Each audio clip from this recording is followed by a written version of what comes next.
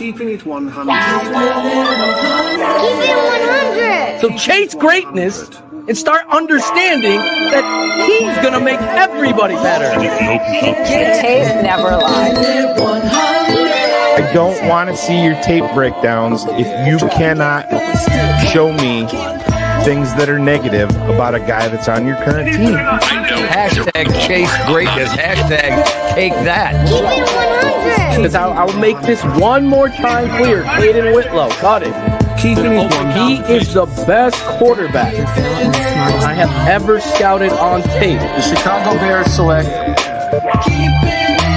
Guess who's back? The two dudes that kept it real. Dynamic duo that you love, the smartest man in Dr. Phil. Breaking down the film, never a problem, kick it straight. Most shows focus on stats, we focus on the tape. We keep it in 100, never running east or west. We coming with that truth, cause that's what our fans expect. Cut off the fake and anchor, moving forward to be free. But don't you worry, Shane's got the dumbest tweets. It ain't no secret, Phil Shane got some haters. But now the mouth stuck like the true and now and latest. Debaters, draws get kicked like Coach Tabor. Cuts had to be made, we added a barber moderator. Up or down, boys got you double checking. Sad sack strolling like a fool drunk texting. Flexing on the truth cause you know they'll never change. Real, recognize real, that's what you get with Phil and Shane. Give me some fucking names in 2 fucking games. Fuck a play or a captain, all of the unfair. The tape never lies, the truth you see. We laugh, we analyze, so there's no babies like Maybelline. Straight to the truth with acumen and facts. We got a stat nerd, but he's not just giving nerd stats. Car crash, big impact like trip sack. Every Wednesday night you got the smartest damn Phil back. Now we know you're smiling like a fat kid with fun dip. We're back better than ever and we're keeping it 100. Keep it 100. Draft Dr. Phil and the smartest Keeping it man. 100. Keeping it 100. Keeping it 100. Draft Dr. Phil and the smartest man. Keeping it 100. Keeping it 100. Down there. I don't know if that right foot actually touched the ground. Keep it 100. Keeping it 100. Yeah, exactly.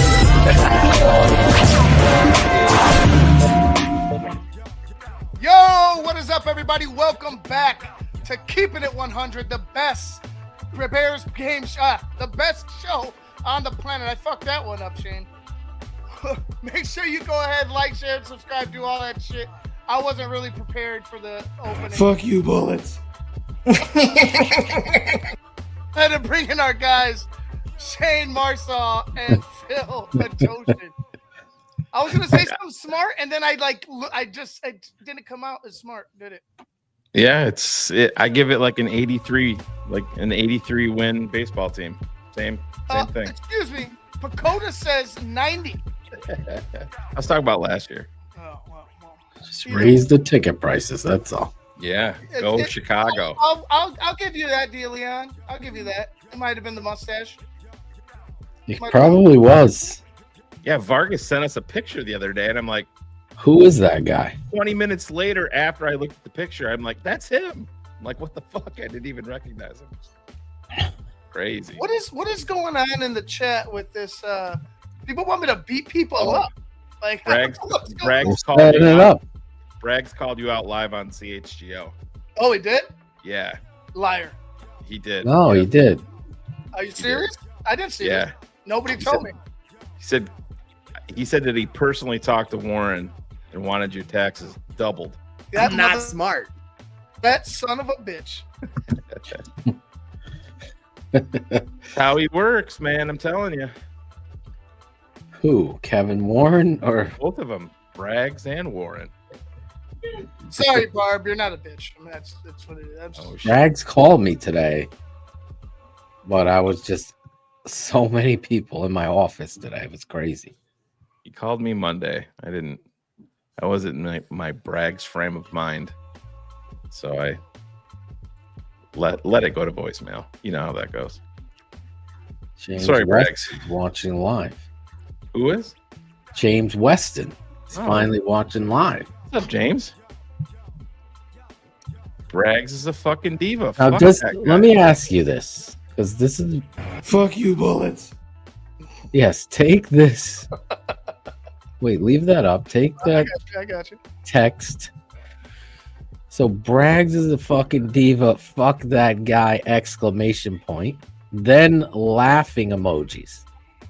Does that mean it's a joke?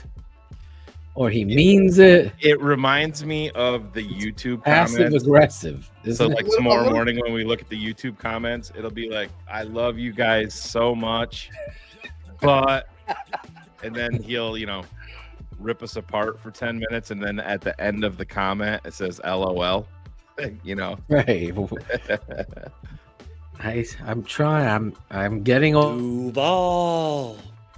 Not serious like that guy. Try to read into these. What do these texts mean? Osoyos wine tasting. Go TTNL. Go. What I enjoy about their podcast is informative, funny at the same time. As he's drinking some vino. He's enjoying his night with his wife or girlfriend. Nothing wrong with that. Watching the show, drinking some wine. Bullets is trying to be nice. So he's not in the right frame of mind today. I talked to Bullets a little bit earlier. He purchased an entire box of football cards and never got a single Chicago Bear out of it. In the whole box. He was very upset. You got one guy. Fuck you, Bullets. Cairo Santos is game winner. Fuck you, Bullets. If I ever get to be Cairo, I guarantee you I will get that autograph.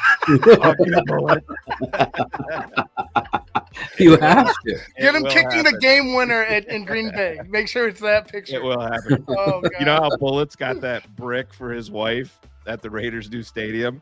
When Kevin Warren does those bricks, TTNL's buying one that says "Fuck you, Bullets." Love Cairo Santos.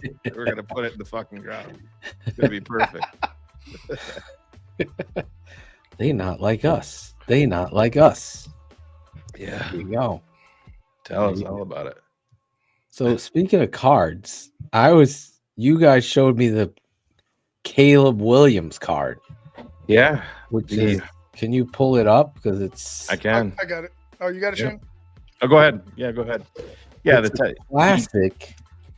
Well, if you remember when he got drafted by the Bears, I believe he went to a Cubs game, then they went to a bar, and they got the Green Bay sucks chant going, and then Green Bay fans lost their fucking mind, and so Topps capitalized on that, and they had Caleb in. Obviously, it was a while ago. Can we play the? Sorry, should you play the video, or do you just want the picture? Fuck you, Bullets. Do the picture because I can't Just remember what the the picture. music is. Yeah. Okay. Yeah, just looking for that picture. I know he sent it in the text thread. Yeah. But anyways, yeah, it says Green Bay sucks, and then it's got Caleb's signature, and Topps came out and tweeted that is an actual card that will be in a random pack. So. Which is great because when you see it, now I immediately called my buddy who's Coach Joe Albino, who is a card czar. Yeah. Jackpot Joe. What's that app where you open cards and sell them live? Oh, the live breaks. Yeah, Steven, I was on Instagram or someplace the other day, and Steven Johnson does that now. Does he? Are we losing Ivan, or is that on Yeah, my he end? looks like a. Yeah, he's very distorted. He's in space with the. He's in space. He's Big in Phil. with the astronauts. I think What's he's going on? Frozen. Your screen was going Pixel is, blurry. yeah. It's pixelation. Yep. I don't know Can't what's even going on. see your facial hair anymore. Oh fuck! What? No, but you were fading in and out and very, very choppy. I'm gonna have to grab a screenshot because I can't find any just straight up picture of it. Oh, I can. Yeah, if you got, maybe I Yeah. got it right here. Greg Braggs just texted, shitty producer. See, this makes me He's want to ready. just go ahead You ready for and the ring? deliver a SmackDown. Like, Yeah. we could just wrestle. Like I'll just have to throw no fisticuffs. I'll just wrestle Greg. 4 into rounds. submission. Like that's pretty much it. 4 rounds. I'll take him in 1. He's going out in 1. 4 rounds. I'll of take Greg out boxing. in less than. I'll take Greg out in 2 minutes.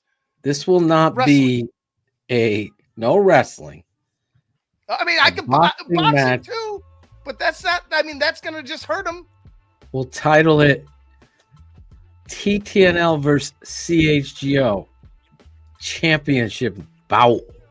Oh God, there's going to be a basketball podcast tomorrow calling us out for calling out CHGO now. My promo is gonna be just me crushing bricks, just snapping bricks in half. One brick at a time. 1 brick at a time. That's how I'm gonna break Greg down. You have to grow the mustache back, though. The mustache is coming. Give it a week, Phil. It's been a day. A week. Yeah, exactly. We'll have it back. There you go. There it is. So there it is. Yeah. So Tops, that's an actual card. Yep. Green Bay Sucks, his autograph in there. And then I wanted to know, how do you get this card? Like, it's randomly in a pack. right.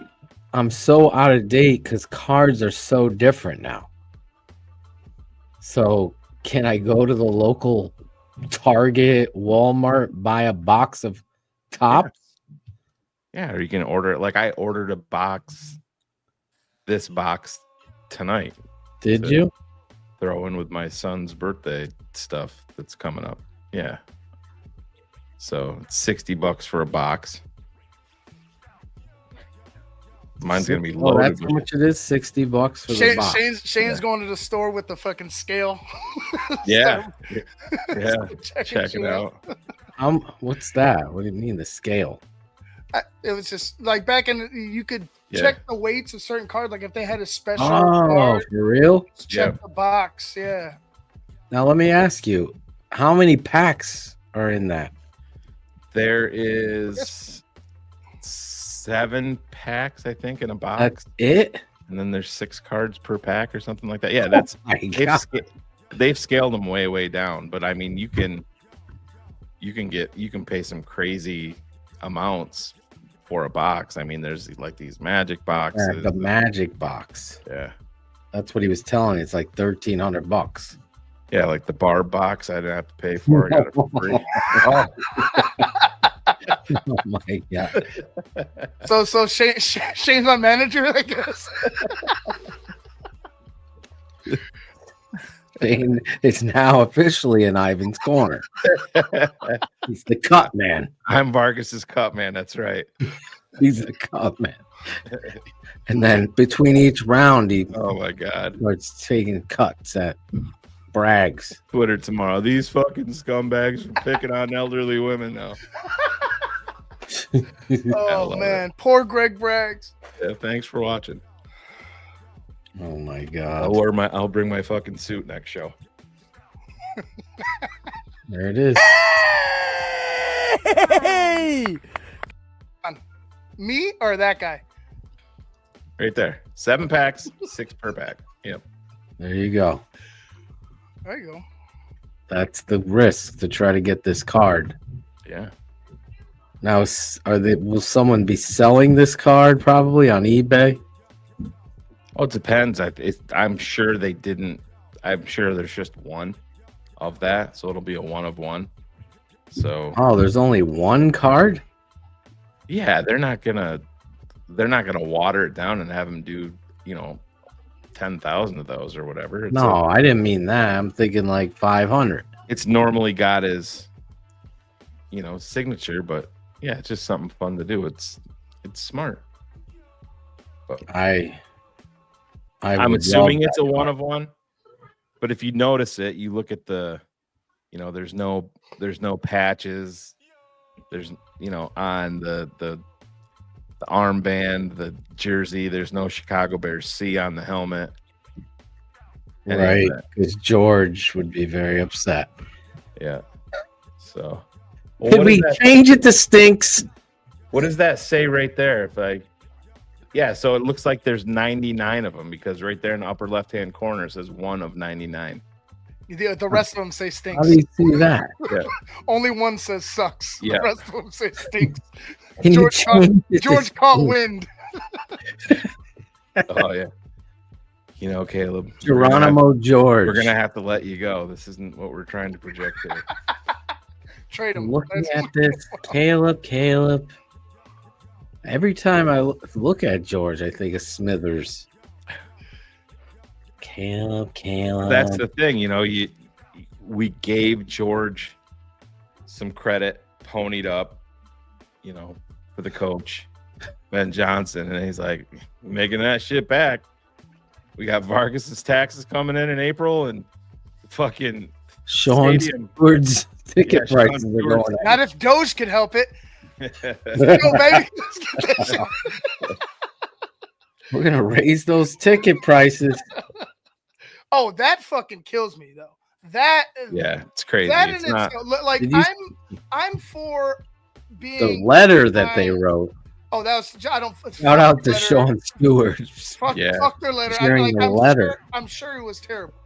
Oh, I'm it's just saying, like, it's I'm embarrassing. I'm behind what they're doing right at this moment, but to go ahead and ask for 10% more on top of 8% more that you've already asked us last year, and we have a shit product.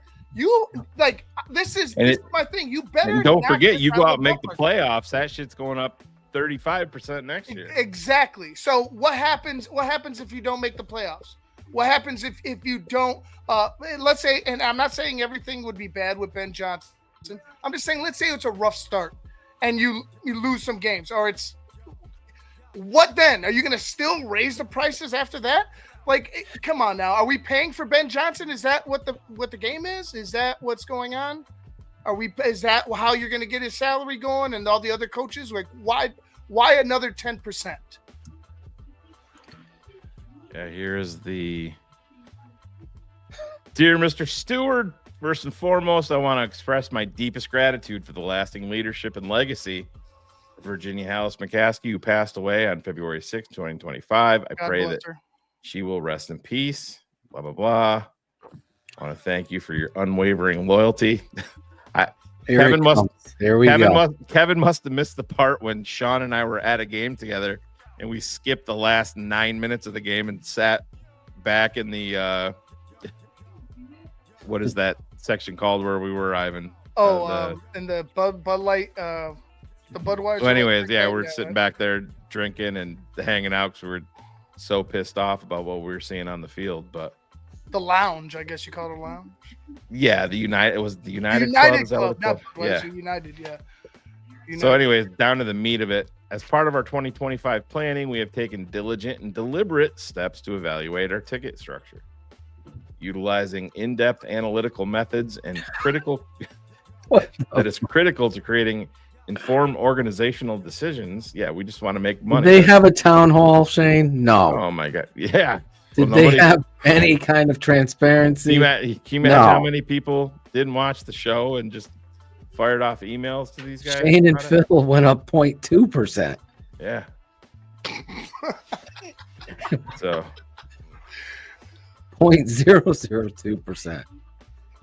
yep. As Coach Johnson stressed during his presser, we are committed to creating an environment of accountability, discipline, and hard work. Well, why didn't you have that for your last coach?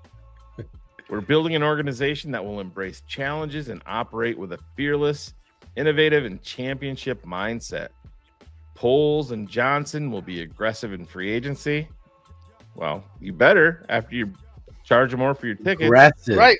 Ivan, remember that. Ivan, We're saving all this. Like this. It should be aggressive in our pursuit of Trey Smith. And we will also embrace the opportunities to build our roster during the 2025 NFL Draft. We currently have 8 total picks, including 3 in the top 41. Pump up those numbers, baby. Got to get those numbers Continue up. to be inspired on a daily basis by our phenomenal support as we build the Chicago Bears both on the field and in the Vargas community coming soon. The future is bright, and I'm confident we are on target to build the Chicago Bears into a championship caliber franchise celebrating sustained success our fans have earned and deserve. Please know that your energy creates a home field advantage that is the best in sports. We need you to stand tall with our franchise and our players. Thank you. Sincere Tall. support. Stand blah, blah, tall, blah, blah, huh? blah. We Yeah. appreciate you. Godspeed. Yeah, Sean said it perfectly right here. Just a bunch of fucking word salad to say, Exactly. fuck you, we're putting our prices up, and if you don't want to pay them, the next person in line will. That's essentially what they're saying. Exactly. You don't need to involve analytics and all of the bullshit. It's, yeah. And again, I don't see it happening in Chicago. I don't see it. So whatever he's trying to sell, or trying to push for, this is like, I don't think we're going to get this stadium built until the Bears win significant games or get to another Super Bowl. Because then if they do, I believe Kevin Warren will go ahead and be like, oh, well, they just won. They're a winning team. Why can't we build it right here in the city and try to get what he wants? That's kind of where I'm at. And I don't want that. I truthfully, I love the city of Chicago. I love Soldier Field. They fucked up. They fucked up the first time. I don't want them to do it a second time. We still owe money. The city still. The thing about it is what they got to do is, like, Philly just sold off what 10% of theirs, and their evaluation was $8 billion for their franchise. So I mean, that's in the 10%. That's how you do it. The 10% that was sold comes with You no, can afford it anyway. like, no voting rights, no nothing. It's straight fucking cash, homie. This And ownership is so putrid. I don't care. I just don't. They should. I don't know what's transpiring, obviously, behind the scenes, but they obviously had a huge plan set in place when Mom passed and how they were going to deal with this. But I think Arlington I Heights don't know is the how way. it falls on the fans that it's kind of embarrassing that you raise the price now. Just It's think of almost like you're paying for the coach. the blank slate of Arlington Heights, and I understand it's going to be, a lot of money to have all that, but just like what we do, when we have our tailgate. Ivan, can you imagine just this past year if we could have our fucking tailgate and then we're like, the stadium is right there and you're just, walking into the game, and after you've been, essentially partying all morning since 4 a.m. like we did before the game this year, and it just makes complete She's sense. with you, Michelle K. Yeah. You're right. They have to sell part of their fucking team and their snobby attitude, and they have to then take that money and build on Arlington Heights and make this fucking stadium what it's supposed to be. It should be that way. And that's where it should be. A paradise, some people call it. Yeah, honestly, God, it was Jesus. Oh my God, I'm forgetting who coined that phrase. Oh, Tom Waddle. Tom Waddle coined that phrase, paradise. I heard it the first time he said it on the air when they had the interview. Tommy Waddle, yes. Tommy Waddle coined that phrase, and I agree. That should be everything Shane just said. Like, there should be that, like, where you don't have to be like rushed out. You don't have to be, there's enough space for everybody, and you're not like impeding on other areas, like huge neighborhoods. As soon as you walk a little west of Soldier Field, and to be honest, like, it's something that I would see as a positive for Bears fans and for people getting to the Chicagoland area. Chicago plus the areas around, I think everybody will benefit from that. And it might sound crazy because you're like, oh, well, you're taking a product out of Chicago, but I think there's just more space to do more things and involve more people in Arlington Heights. than there is in Chicago, where you have to deal with friends of the park, you have to deal with more corrupt politics and anything. And even if you're going to find corruption anywhere in Illinois, but in Chicago is corruption it's not, city. It should be called corrupt go. It's not just Chicago. It's not just Chicago. No, right, man. right. I mean, it's everywhere. I mean, literally everywhere. But I'm gonna be Brian. Be ready for it, Brian. It'll be coming up here soon. I know the Cubs take on what's that team out west? Who gives a shit? Oh, they mean the world champs? The world champs? I think they have to sell ownership rights at some level. I think keep them in the minority ownership and bring in a new energy to the Chicago Bears. I saw our guy talk about Bill Wagner talking about, I don't know if he's joking or serious, of a trust for the 30 grandkids of the McCaskies. Oh, well, that's the thing, but they're not interested in the team. They want to get in the money. They want the fucking paper. Yeah, right. That's what they want. I don't know how much of that. Yeah, he's definitely not joking. Don't know how much of that, they get a piece prior to her passing on. I don't know how much they saw. I don't know how much they're involved. But that's the plane that had a few grandmas on there with some. Yeah, of course. As Jim put it, knitting fucking stockings over there. Larry Mayer was knitting. Larry was sitting with the McCaskies, of course. Yeah, ball washing.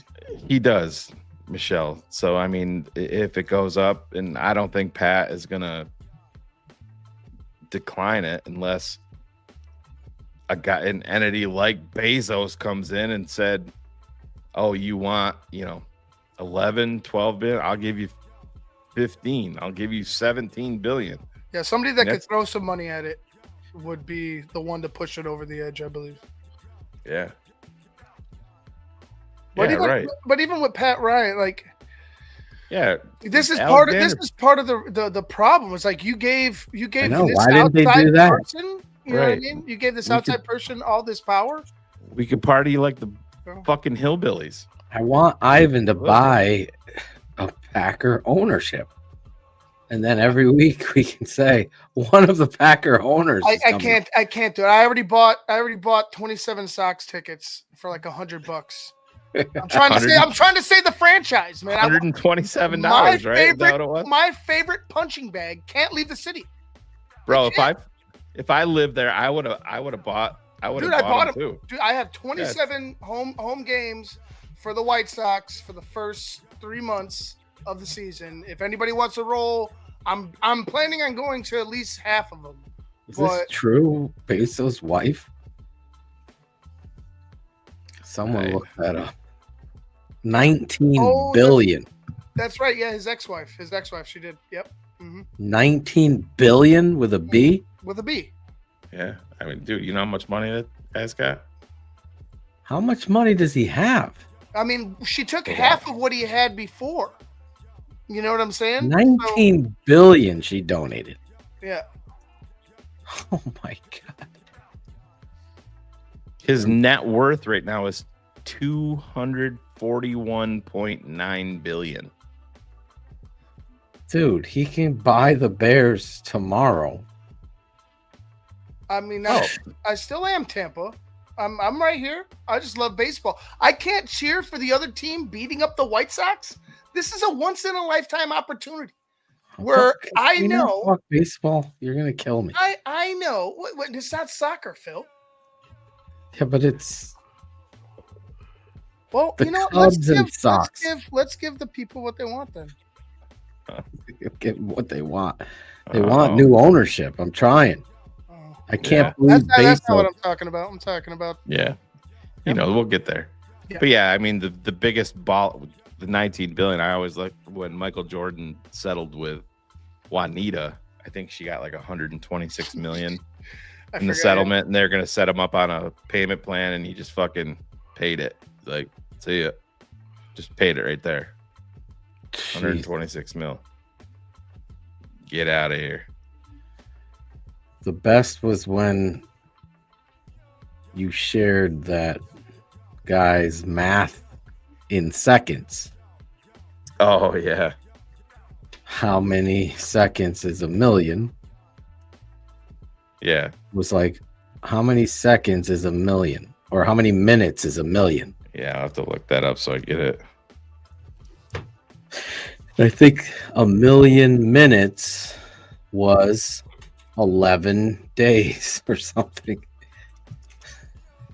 And then you were like, how many minutes is a billion? Yeah, so Go ahead. a million seconds is It's seconds. A million seconds is 11 and a half days. 11 and a half days. Yeah. That's a million seconds. Let's Yes. do a billion seconds. How much do you think that is in the chat? A billion seconds is 11,574 days. Which is, I Converted thought it was into- 5 years, 31 years, 31 something years. That's Yeah. right, 31 something years Yeah. It's crazy. in seconds. So think about million versus billion. Well, they were talking about in the next 31 years. Would they say within the next 10 years there's going to be 5 trillionaires? Yes. And they said if you had $1 trillion, you could own every sports franchise in every American professional sport, and GM and Apple. It was crazy. Did she really take crazy. all the money she got and put it to charity?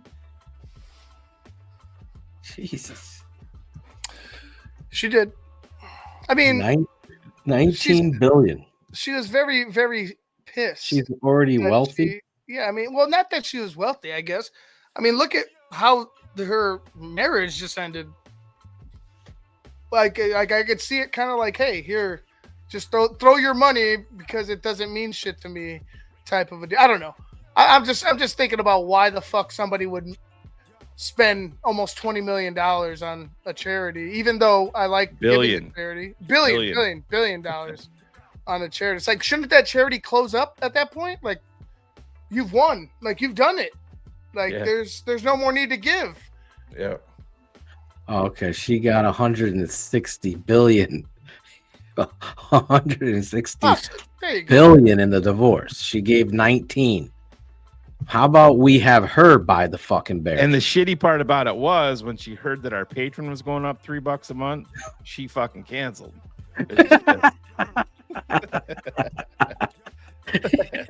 Mrs. Bezos fucking bounced.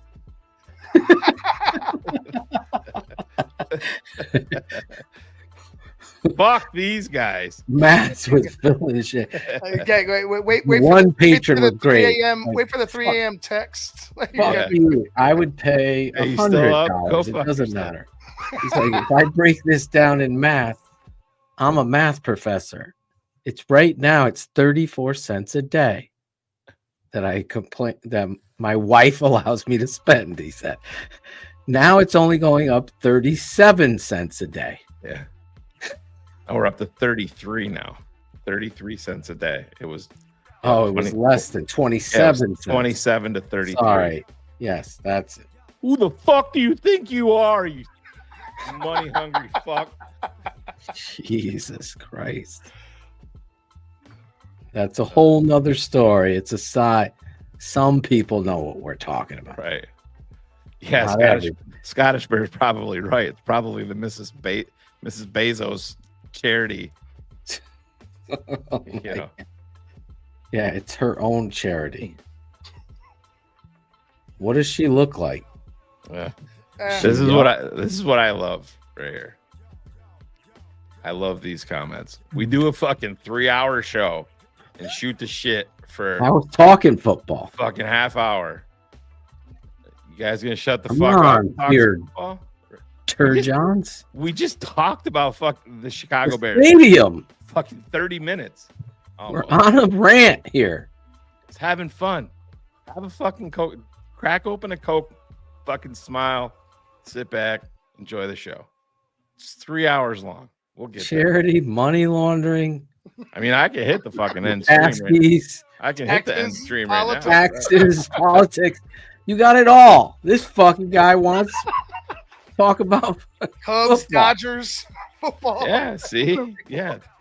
I'm deferring all my Dodgers talk to 2032. I stopped Third them from talking baseball. Here, Johns.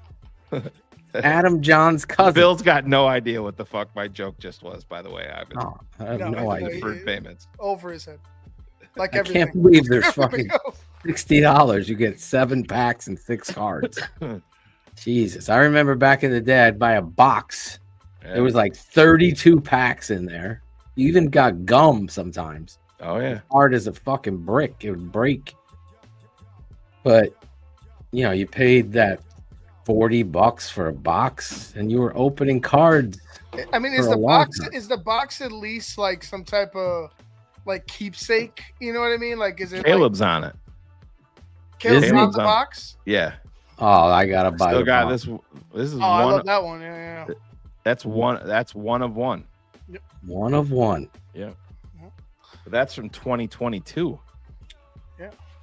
That's Shane. That was- Shane. that was- Shane traded his ex-wife for it. yeah. Oh fuck. For a fucking urinal puck, I would fuck trader. I fucking cut. Take her. Free. Oh. Rattle off some gum brands for Guess what- 15. Guess what? This guy is on fire. Guess what, bitch? You ain't getting 19 billion. Oh. Let's get Sir John's a job here. Gum brands? Hubba Bubba. There you Hubba go. Bubba sucked. Like I Uh, never liked the Hubba Never Bubba. like Hubba Bubba. You know what? I mean, Bazooka is just for the comics, Bazooka was the comic, but it but the gum stuff. ran out so quick. Double Bubble. It's kind of like What was the other one? Bubble Yum was good. Bubble Yum was good. Bubble Yum was good. Bubble Yum was pretty good. Did you ever have the I mean, strawberry banana? Juicy Here. fruit. I Super just Sweet brought Fruit was I just great. brought up Tur John's every comment that he's made on our channel. Big League Yeah. Chew. It's been Big some, League Chews. Tate been got some it. good ones. Let's make this the Tur John's Tur TTNL comment Johns. show. Turd John's, yes. So here's one. Do you guys think Shane Falco would be a good pick for the Bears at number 10? Can we talk about that? Oh, Shane Falco. Yeah. sounds like somebody's troll. Shane better have dumb tweets tonight. That was his Uh-oh. second one. Second one. Uh-oh. Then Bazooka. it's, did I miss dumb tweets tonight? Bubble tape. Oh yeah, the bubble tape. That's right. Bubble tape was good because it just kept going. Fruit Stripe was literally the biggest tease in all of candy. You don't like it, Shane. Go to another network. Uh-oh. I think somebody's been uncovered. Dear John's. John's Cries should be his name. Yeah, Instead of Tear John's. See what I did there? I did. It's very Proud of you. true. I'm proud of you. John Cries. Yeah, I got these guys all fucking flustered, boy. You gonna suck my dick? Oh, it's fucking awesome. Look, more. Like just chill the Maybe fuck. the worst comeback. That was bad. Wah. That's We- all. Oh, Cry harder. We'd have Pat on as a guest. I would love Pat. We- Guy Finley. There's nobody. There's Guy nobody. Finley's back. Hey, I thought Guy. he died when fucking Pete went to Vegas. I have not seen him around at Wait. all. Guy is It was beaming here. It some was up. here. He said Bezos' wife is an attractive woman. Yeah, I know, but I'm just saying before tonight. Yeah, haven't I know, seen where Guy was Not he? at all. Guy, what the fuck? Where you been, Guy? And what is The a busy Guy versus Tear John show. Yeah. He's been buried with work. Well, you know what Pete would say about that guy? Fuck the work, watch TTNL. Take off your shirt, watch some TTNL. Oh my God, guy. Yeah, our guy. There's a lot going on with the Bears right now. I'm telling you. Yeah, big moves. Fucking awesome. Happening. They're raising prices.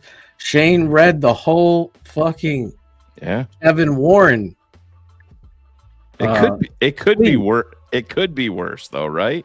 Duval. Can you imagine if that was? Can you imagine if that was us?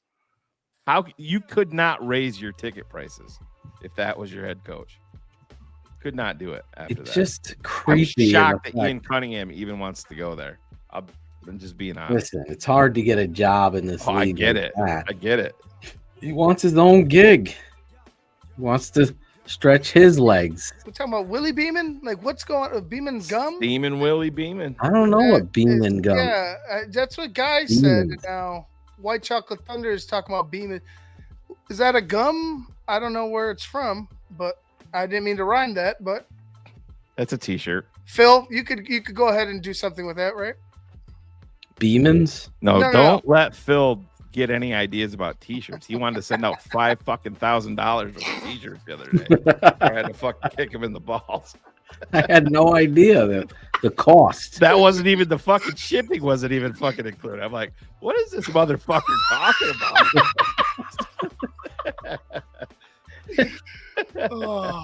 Oh, Phil, I sent him the first figure, and I'm like, that's without shipping.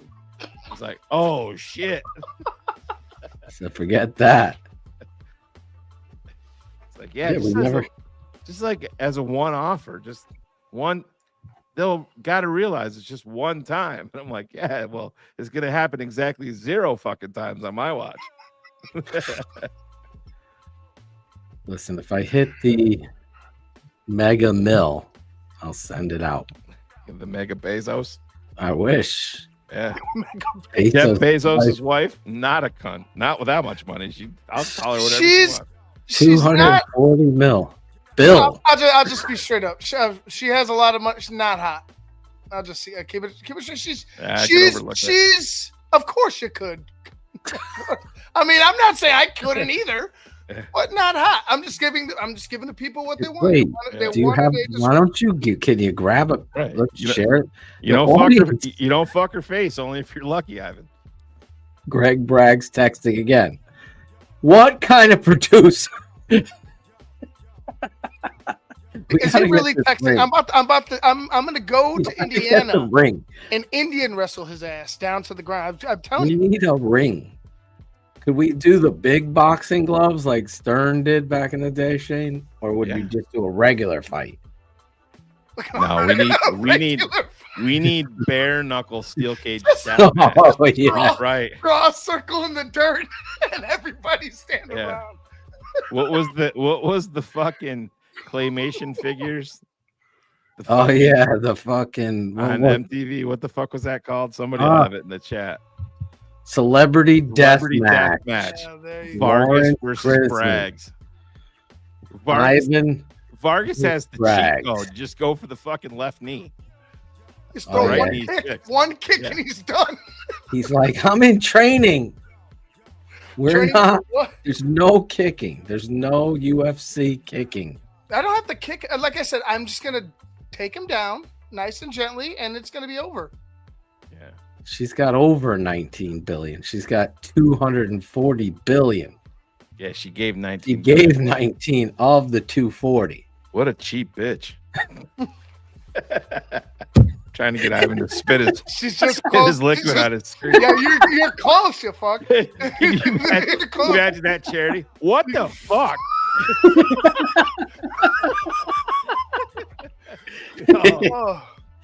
Oh my god.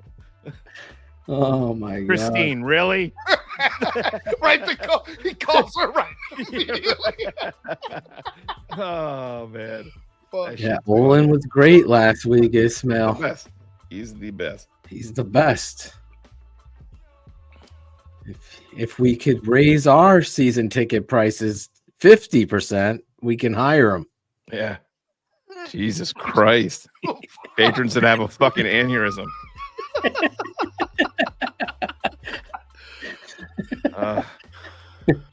Oh my god, but that would be awesome. Motherfuckers think they're Netflix Plus. Is that even a fucking thing?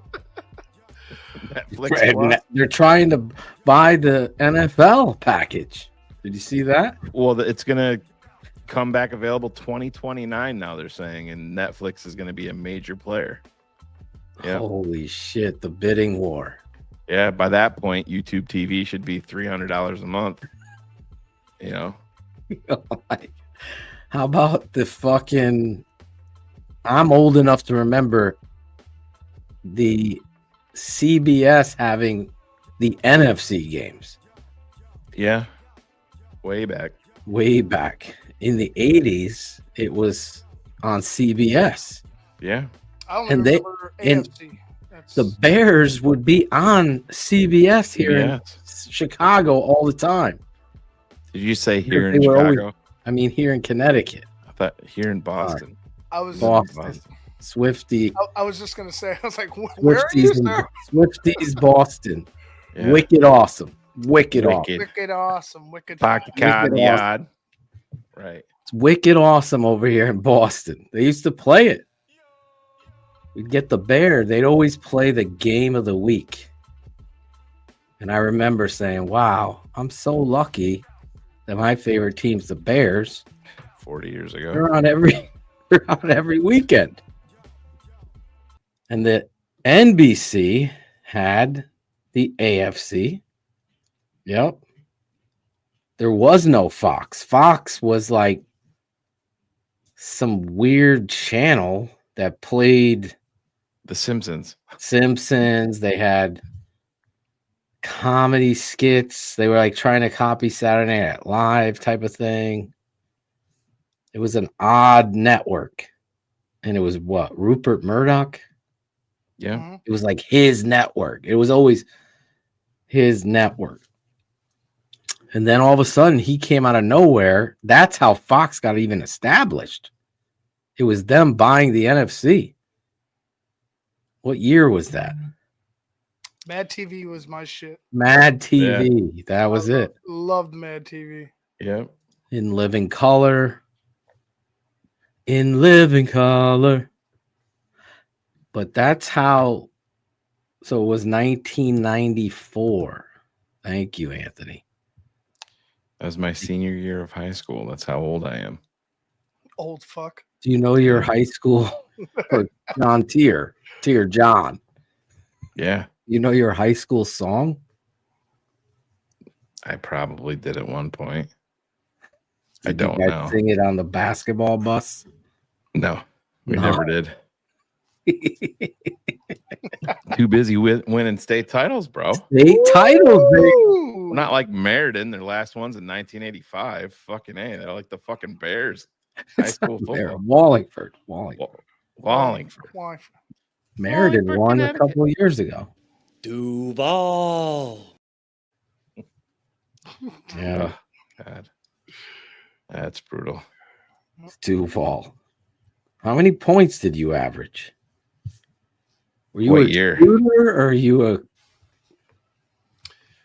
defensive ball player? Shane had to. I'm gonna guess. Shane was a Power ball. forward. Power forward. No. No, small forward.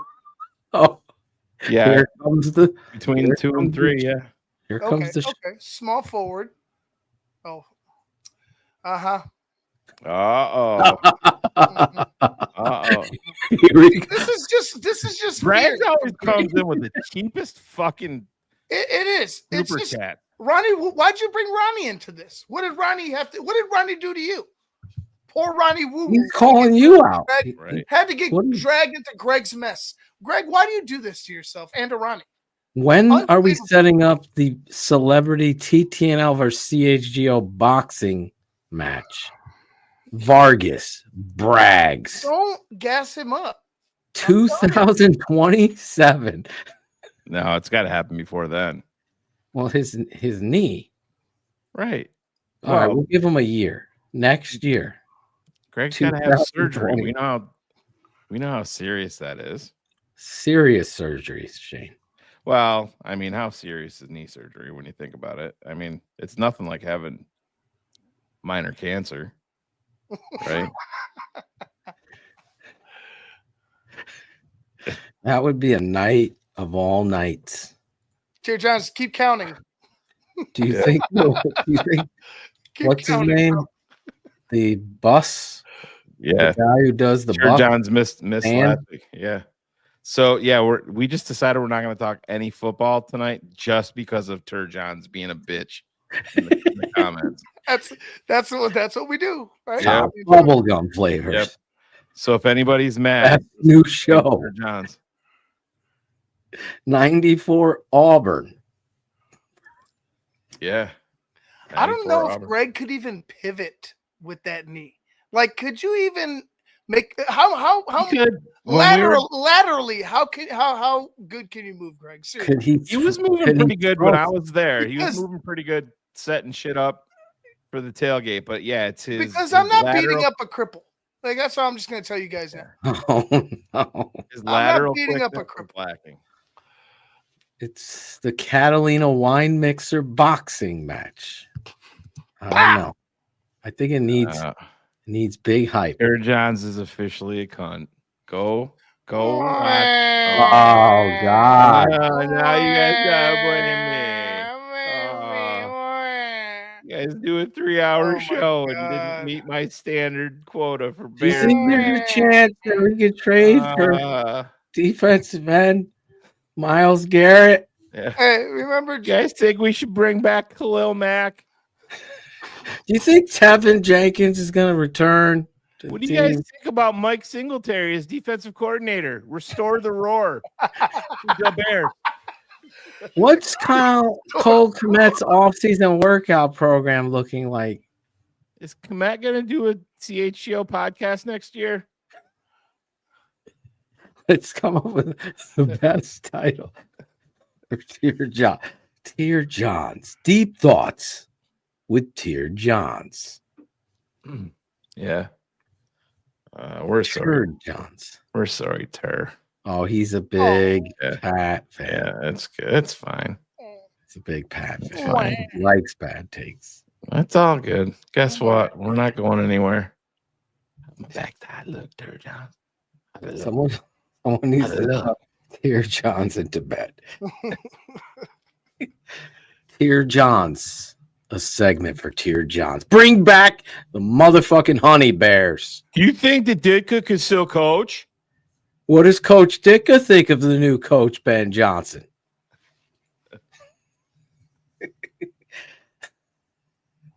How many wide receivers do you think they'll add to this roster this offseason?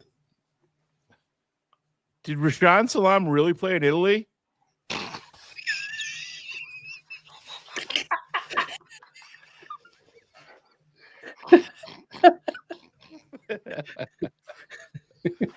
Is it true that he can't run in the mud?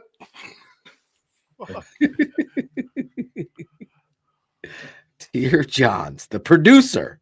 Yeah. Greg thinks Tier Johns would do a Between better us, job. we have 11 kids. We're very fertile. Very fertile in Very these parts. fertile. In Boston. Yeah. It's wicked 11 off. 11 kids between us three. You should have your what's that Saturday Night Live Debbie Downer. Oh, did you see the SNL 50? I haven't finished it on yet. there, yeah. Let's talk about that for a few minutes. The best part was Eddie Murphy spoofing fucking Tracy Morgan. Oh my God, on Black Jeopardy. I got so much money. I eat 4 cheese lasagna. I don't eat 3 cheese. That shit was funny as Yeah, I knew he was going there. Ivan, he's taking his shots. Oh my God, Greg, droning on and on. Shut the fuck up, dude. Who are you talking about? that was my Oh, the guy that fell down the escalator? The guy that slipped Yes, he's very serious and about almost this. killed an old lady That guy? I have to care about that guy? No, I'm joking. I'm joking. I'm being overly serious. But like seriously, Greg, you fell down He and could hurt be your the leg. next Bezos. Greg Bezos. Braggs. Greg? That's Jeff Bezos right there. There's Bezos. Did you see the guy in the YouTube comments? Do you guys even realize that picture is AI? I can't believe. Oh you haven't my talked about God. it. I'm like, Jim, they thought your picture was AI. This brought on a heated discussion and oh, debate. yeah. It's the best. This is SNL 50, yes. This is AI. Yeah. SNL 50 was very good so far. I'm excited to see more Eddie Murphy. I think people need to chill out and have a little laugh here and there. Yeah. Imagine. I mean, it's not like, the NFL offseason is so short. It's not Have dragged they out at all. franchise tagged anybody yet? No. Why? No, Should we there's- just cry about more shit? I don't want Tear Johns on the show. Pro Football Talk is reporting that Trey Smith is not expected to be franchise or transition tagged. So I don't know how much you believe Mr. Wonderful from Pro Football Talk, the guy that Cars took behind the woodshed and beat the shit out of. But what's his name again? Oh Jesus. Somebody in the chat will have it. I see him. Listen, I owe Pro Football Talk a little credit because there he is, Florio. Florio, they've kept a website. Oh yeah, aggregating Pro Football Talk forever. But that's Phil, and that kept me informed. Way back, you guys in the day, don't send me any tweets. Cars played out a whole fucking scenario and got a hold of Florio, and Florio bought it hook, line, and sinker. I'm sure you can go in the Wayback Machine and find all the fucking headlines about it. Cars told me he was at O'Hare going through. He was in a conference room at O'Hare, and Jerry Angelo and Nick Saban were meeting, and fucking 20 minutes later, after Cars sent all that information, it was on Pro Football Talk as a fucking headline. Cars totally made it all up. And Florio hit on it, hook, line, and sinker. That was originally who was supposed to be the head coach of the Chicago Bears after Dick Duran. It was supposed to be Nick Saban, but Saban wanted full roster control that Jerry Angelo would not give to him, or Nick Saban would have been the head coach. Do the Bears get an early start, no TAs because they have a new head coach? That would be yes. Yep. That would be yes. They do get a head start. They're able to start it early if they want to, and they get extra practices. The other thing is more Bears talk.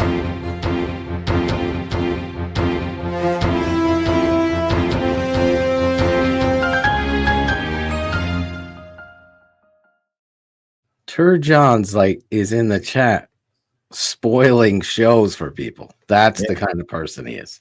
Yeah. He's doing spoiler alerts on Cobra Kai.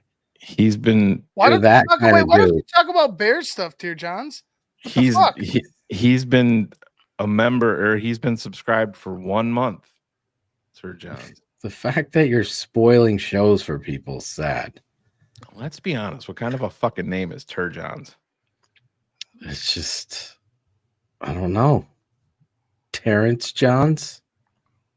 I doubt it. No. I bet you his mother just hates him. Well, we might get Ian Cunningham as the GM of the Jags. Let me ask you, those picks that you receive, one comes this year? Yep, one this year, one next year. Both third rounders. If he leaves. Yeah, but it would be at the end of the round. It's essentially like a compensatory third round. Oh, hell yeah. I mean, dude, you get another fucking Velus Jones. Think about it. Wouldn't you take that? Another pool jumper. No, I would never Another do that. Joaquin Iglesias. I'd take a nice running back there. I Lots. can get another tight end. I get 2 tight ends in this draft. Oh boy. Filling his tight Took ends. 2 tight ends, Greg. Poor Ivan was just trying to talk about the tight end that you liked, and Phil bit his fucking head off. What was he talking about? Ivan said Oh, this dude could be an H-back. Phil took complete offense to it and was like, fuck it, send everybody free t-shirts.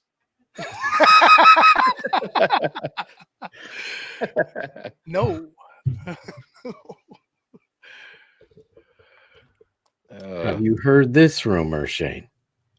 Coming out about Mike Green out of Marshall. So there's going to be some. I know that there's some concerns there, but I haven't heard anything that's going to make him undrafted. So this but is what like they I said, do. Like they wait. mean that I know everything. Well, then they bring out the dirt. You saw it with Laramie Tunsil. Well, not just him. It happens every fucking year. I mean, look at Justin Fields. Don't you remember after all of that, and then that he was essentially a mouth-breathing idiot that couldn't function whatsoever? Don't you remember all of that? Yeah. With his test score and all of that crazy. Didn't we have the highest score on that? We had that doctor on with us. Yeah, there was that was a sports science test or something. Yeah, it's crazy. Like I said, that it's gonna be. It is what it is. Ivan and I were just talking about Michael Haynes the other night. There was no issues with him, character concerns, and the dude loves fucking reptiles more than he loves. He didn't love football. Take him to the zoo. Someone knew that he didn't love football. They didn't do enough work. Well, the Bears wanted Kevin Williams that year. The Bears hired a zoologist instead of hiring a football player. Yeah, that was the whole Mike Tice. They didn't put their fucking card in time. Then everybody started submitting picks. It takes me like 30 seconds is exaggerating. It'll take me one day, one interview around someone to tell. You love it. Yeah. It's my whole life I've been able to do that. Same with bullshitters like Turd Johnson, whatever his name is, Turd Johns. Turd Ferguson. When you get there at the bar and they're talking and they're talking and they're talking, all of a sudden they don't know what the fuck they're talking about. It's like, well, I'm telling you right now, Caleb is causing all these sacks. This line has been PFF says they're B+. Well, no, according to the experts, he has to throw more interceptions, Phil. Gotta throw more interceptions. Gotta throw more interceptions. If you throw more interceptions, that means you're taking more chances, more shots. Who was my guy there, Phil, was sending me the DM saying that he had to have at least 8 forced throws. God, I forget. You were like, how the fuck did you come up with I'm like, where did you get how it come it was wasn't also your guy? Why wasn't it 7? What's his name? Shay Snorling was talking about that. Shay Snorling, only 30 years old, by the way, I found out today. Well, he needs to grow up quicker because what that spew was is a crock of shit. There's no world that throwing interceptions in football games is a good thing. Well, there's nothing. There's no. You would be destroying. I sent out a tweet. I sent out a tweet on Twitter last year at this time, and pre-draft and over the summer. It was Caleb Williams plays way too much hero ball. Can he not do that in the NFL? That's right. It started there. And now it flip-flopped. He needs to throw more picks. He needs to be more aggressive. If you got to freelance a little bit, force some balls, it's okay. It's good. All these fucking nerds guys like talking football. It's hysterical. Saying it. Kurt Warner should step away from that bullshit. Doubled his interception amount. Do you think that the narrative would still be the same if he had thrown 12 or Bro, they'd be 13 or killing. 15. He's not. He Do you might think they be a would- bust. Oh my god, this He guy's might be just a bust. fucking forcing balls all over the place. I mean, Playing that fucking- hero ball. Yeah, everybody should have listened to Tur Johns last year. He fucking knew it. Should have kept Justin. Just ask Pat. Yeah. Should have kept Justin. By the way, Phil, can we get a comment? We have a Super Bowl champion. This? Yes, that wears a visor. Oh, I thought you Jalen were Hurts. one. Good for Jalen. He did it. He broke the streak. I didn't complain about Caleb wearing the visor. I looked at Justin Fields, and because he has I the get glitch it. and the thought hit, it could have helped him. Yeah. I believe the visor does not help a quarterback. I put it this way: as a coach, did I miss Visor Gate too? Yeah, I that just what I brought missed? it up. You know, as I a coach, if I you reached have into to the take bag of off tricks. a visor when it's raining or snowing, or when it's too bright out, probably at the most important position, just take it off. Period. Yeah, and it's like I said, it going into the forced throws, the taking more chances. If he had done that, it would be a negative for the same analyst. 100%, and all of them don't know what the fuck I they're saw watching. a ranking for starting quarterbacks in the NFL. They had Caleb at fucking 28. It was, you shared that with me. It's pathetic. It's so putrid. And it's all based on wins and losses. The fucking numbers and the tape tell a different story. And we've been right at this network many more times than wrong. So I'll just stick that feather in my cap and tell you I'm right about Caleb Williams. The coaching was so pathetic that it was fired in season, where a team that has never fired a coach in season in 101 or 2 years did so. They did so because it was that pathetic, but they kept it, which made it even more pathetic that they did it the wrong way again. Right. That's why we had reservations with Ryan Poles. Now they go out, sign the big fish in the big giant pond of NFL coaching and Ben Johnson, and try to pretty up this turd that has been this franchise. Right. Now they raise the ticket prices. But just like Flex says here, in Warner's defense, This he's is- also said that many times the This offense is makes no sense. pathetic of That makes it even worse. Exactly. That you want your fucking quarterback to go rogue. Do you want to, start Elmer? Thank forcing- you for putting that up. Yeah. Or Elmer's saying it to Flex Diggs. I don't know what Flex Diggs said, but Yeah, Elmer said it too. we're talking here. It makes it 50 times worse when you're supposed to be an analyst in football. Like Olin comes on here and completely aligns with the truth. Yep. Like it's so difficult to analyze Caleb because of that. The offensive line, the coaching, the shitty situation, the culture sucks. Everything sucks.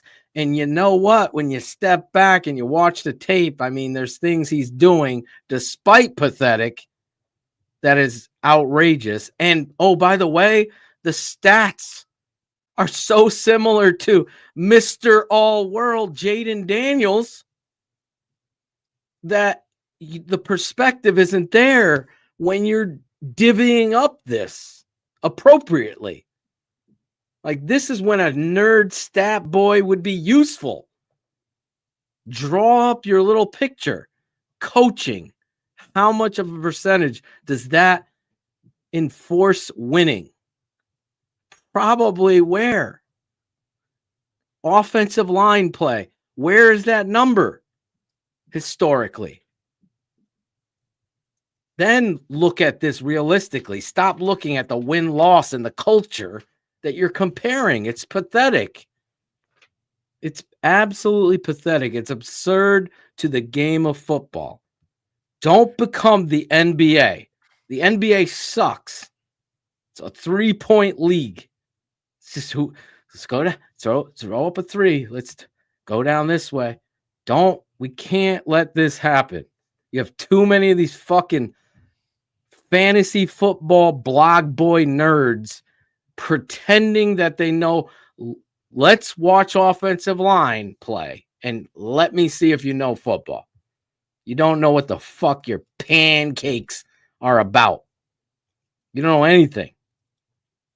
You don't know the game. You don't know the pickup, the blitz, hot reads. And some of these guys that do know the games fall on a sword of symbolism. Phil, some of these guys don't know how to call out the fucking mic. Let's be honest. We've heard about it. And what about, like, it's shame on you, Kurt Warner. Like, you just go with the majority of idiots. Like, that tells me you're not doing a dick bit of work. You're not watching tape. Go listen to Jordan Palmer talk with Rich Eisen. Yeah. Someone had sent me his clip when he's talking about, I mean, this is a guy that has known Caleb Williams and all these quarterbacks since they were in their teens. Go listen to what he has to say about Caleb Williams. I can bring it up. It's pathetic that the Dan Orlovskis and these people want to do a critical, destructive culture speaking. That's like giving Turd Johns the mic to analyze football. Well, that's the thing, Phil. And listen, they're doing it for interactions. There was a guy on, I don't know if it was on TikTok or Instagram, one of them. He had a fucking blueprint out for the Chicago Bears offseason, and it was horrific. I mean, it was terrible. He was drafting player after player that had like medical concerns and spending a ton of money on, aging players in pro free agency. So people in the comments are just ripping him apart. So then his next video is, oh, all you stupid Bears fans fell right into my trap. You fell right into my trap because I was playing every one of you because I wanted the interaction. I wanted you guys coming after me. And now I'm going to give you the real blueprint to the Chicago Bears offseason. I mean, that's what they're doing. That's what they've succumbed to at this point. It's for clicks. It's just like, listen, we love Courtney Cronin, but come on. Aaron Rodgers in Chicago as a backup? No, that's fucking ridiculous. That was ridiculous. Yeah, that was terrible. I was out of left field for me. I mean, I don't know. I don't want to say anything because I like Courtney's. I like how she goes ahead and delivers on the Bears, but that one was say anything you want. No. I didn't get to watch it. I'm I know you sent me the clip. Hearing it on the radio. I didn't get to hear it. It was like it almost was like that's not Courtney Cronin. That's kind of what I took it as. Like that is out of left field. Like I never would have thought that Aaron Rodgers coming to Chicago would have been a thought of hers. It sincerely threw me off guard because I was like, why would that make sense to anybody? Did he freeze? I don't think so. He said, "Why would anybody?" And then no, I said, "Why would that make sense to anybody?" Oh, yeah. But anyways, here Phil brought up Jordan Palmer talking on the Rich Eisen show. It's courtesy of Rich Eisen show. Yep. The we'll new head talk coach a little bit while he's... that the quarterback is going to thrive under the most, since we're talking the about new head coach, Sam Darnold and Kevin quarterback, perfect marriage, so on and so forth. It's going to thrive. And I know when you've got, say, it goes like 40 minutes on this. Pete Carroll's new quarterback is going to be. And Mike Vrabel obviously is not the one calling the plays for Drake May, but he is now in charge of Drake May's development. Which head coach is now the best fit, do you think, in the NFL for that? I think Chicago. You like the Ben Johnson hire for Caleb? For Caleb, yeah. Why is that? Caleb's gonna be a superstar. I think this is the first, if you want to, however you want to chalk up his rookie year on his standard, I met him as a sophomore in high school. He's kind of been unbelievable every year, right? Then this is the first failure year, right? Now you look at the stats, and I don't think it was nearly as bad as everybody thought, right? Bingo. Right. This is the first year that it didn't go. There you awesome go. For You him, only really, would have since he was thrown a more kid. picks. Throw some more Yes, picks. throw more Sometimes when interceptions. guys have a bad rookie year, high picks, I worry about them. Most of these guys have been around. What late did he 11s, say Some there? have been around these guys since they were young. When If they Trevor throw Lawrence had a bad high rookie year, picks, never for a second did I think that was going to affect his confidence moving forward. When Bryce Young got benched, I did not predict him coming back and roaring back in the second half. But I said I don't think this is going to affect anything big picture. Well, you get the point. You show me one rookie quarterback in the NFL that was in a situation like Caleb was. And listen, we all thought that the overall situation was better in Chicago than it ended up being, but we all wanted Flus fired. not me. I was You didn't worried want- about. You didn't want Flus fired? No, I No, said we I wanted him fired. Oh, right. We all wanted him gone. We understand that, but we're talking about. I'm talking about from a skill set around him with everybody that they brought in. We weren't pissing and moaning about that. Oh no. As a network, the coaching staff, yeah, we were concerned about. But you show me another rookie quarterback that goes out and puts up 20-6 and 3,500. Yes, they lost a shitload of games, but is taking as many bullets as Caleb Williams is. And that is because people want to hate him because of the hype that was surrounding him. And then, They want to yes, see someone knocked off a pedestal. They already did it. EJ didn't want to draft him because he paints his nails. This is the kind of pathetic analysis. And it goes with the guys like Ross Tucker, who's always been a cock-sucking dick boy, frat fuck. I just can't stand Ross Tucker. And God bless this fucking rich fucking cocksucker that he could go wherever he is talking football. But I'll tell you, if anybody carries a bias the way he does, it's embarrassing. And I mean every bit of what I say about Ross Tucker.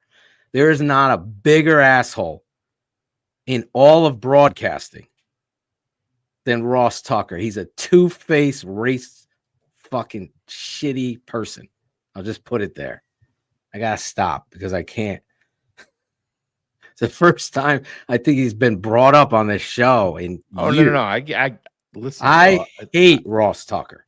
But that people talk about Caleb Williams like he simply can't fucking play. I'm sure Ross Tucker is destroying Caleb Williams every chance he gets. Yeah. He has a personal vendetta against the Bears and hate. And I'm sure Ross Caleb Tucker was Williams. blasting Jalen Hurts last year. You think I'm he is sure right he now? was. Yeah, that's my point. And our guy Apple fan, you remember Apple fan Phil from CD Paul. Fans? Yeah, Big Paul Martin. He was wondering librarian. He was wondering about, what does it say about coaching, when Tyson Bagent didn't look completely lost. But you got to listen, do you know how many attempts that Tyson Bagent had in college, pass attempts? I think it was like 2000, right? Yeah, 2040. Yeah, there you go. Yeah. Pass attempts. Crazy. Let's pause there. I just want to rekindle this Caleb Williams. Yeah. All of these national Chris Canty, Cap and Hoodie called his ass out, comparing him to Sam Bowie, trying to backpedal on that shit. It's all because Chicago is a huge market with a rabid fan base that is starving for relevancy. And I heard that Greg Braggs was the one that brought up Sam Bowie. That's what I heard. He was like, yeah, Sam Bowie, right? Chris Canty? And Chris agreed with Greg. Feeding him? Yeah, guess what Greg was feeding him. Fuck. I remember the 84 draft in the NBA. Braggs texted me, or actually it was telegrammed me, and he said he wanted Bowie over Jordan. He telegrammed. Yeah. No, but seriously. He told me that.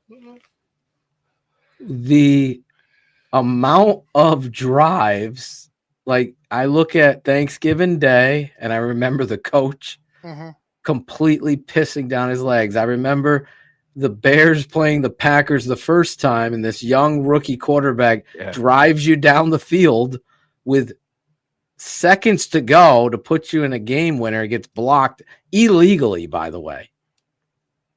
Then I remember I'm watching these games where this kid, despite the chaos, despite the shitty effort all across the board with DJ Moore, Cole Kmet, and so on down the line, I'm never going to let that go.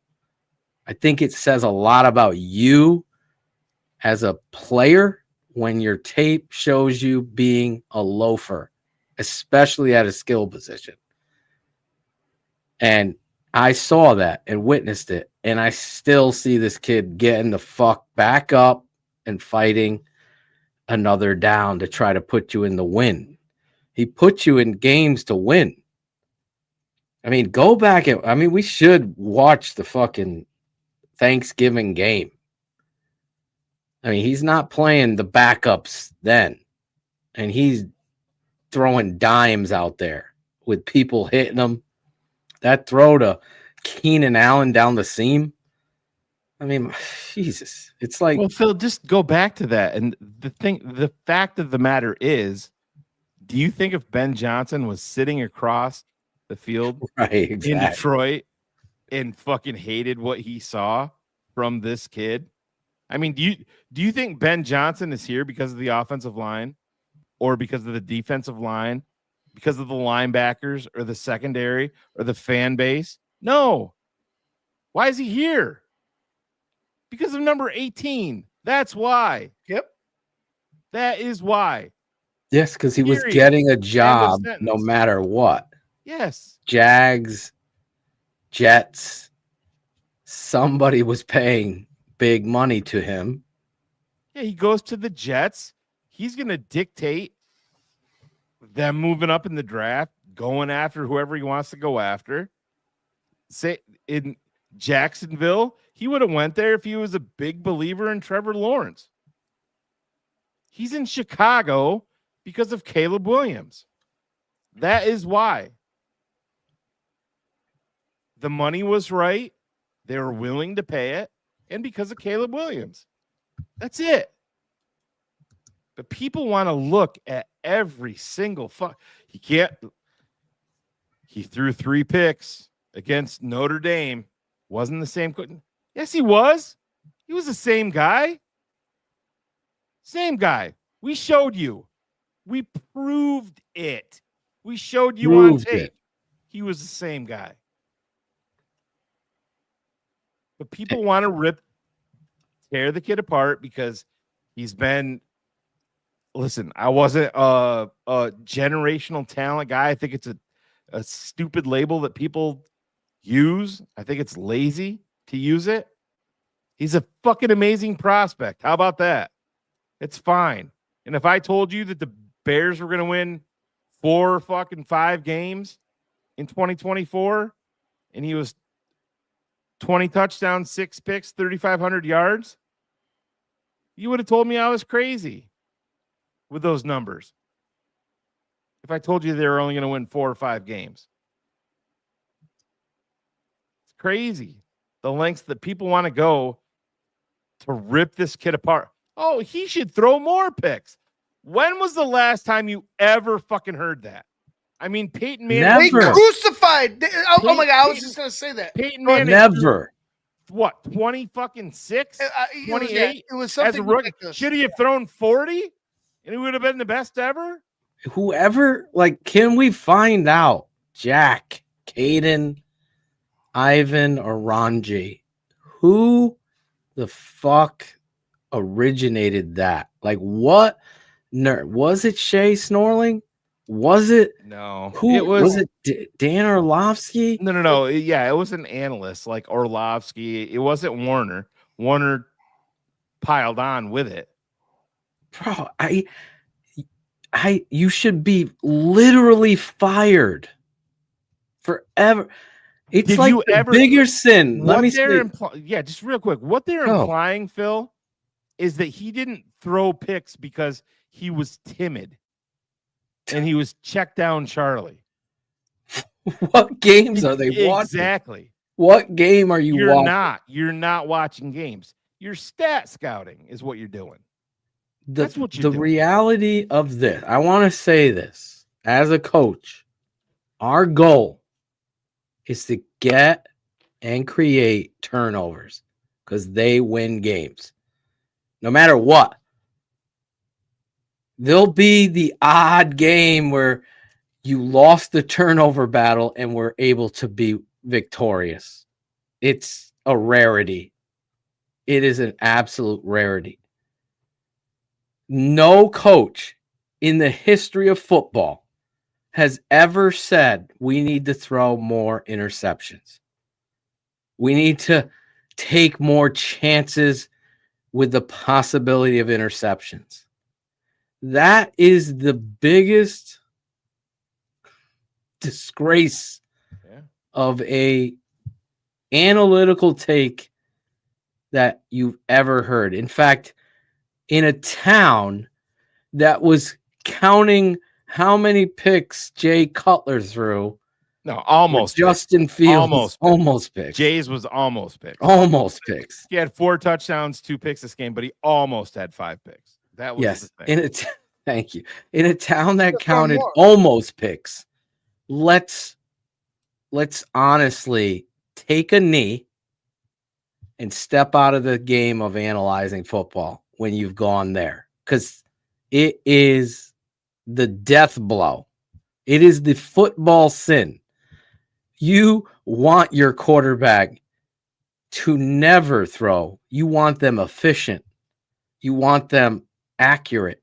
You want them to obviously be able to hit the big plays. But when you have all of these pieces to a puzzle that are flowing in chaos, which is the game itself, is utter chaos.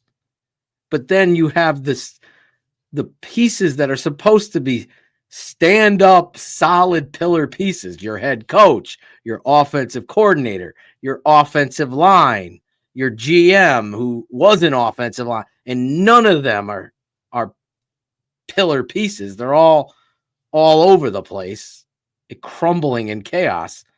For this young rookie quarterback to do what he did should be applauded. It should be lauded as not only miraculous, but it should be looked at for what it really is. He avoided 50 more sacks on his own, on free runs and missed blocks and missed assignments. He took 60 trying to make a play. Then you're gonna see the stop clock. Well, on this number that you're getting, that he's holding the ball too long, he had a free runner coming to him.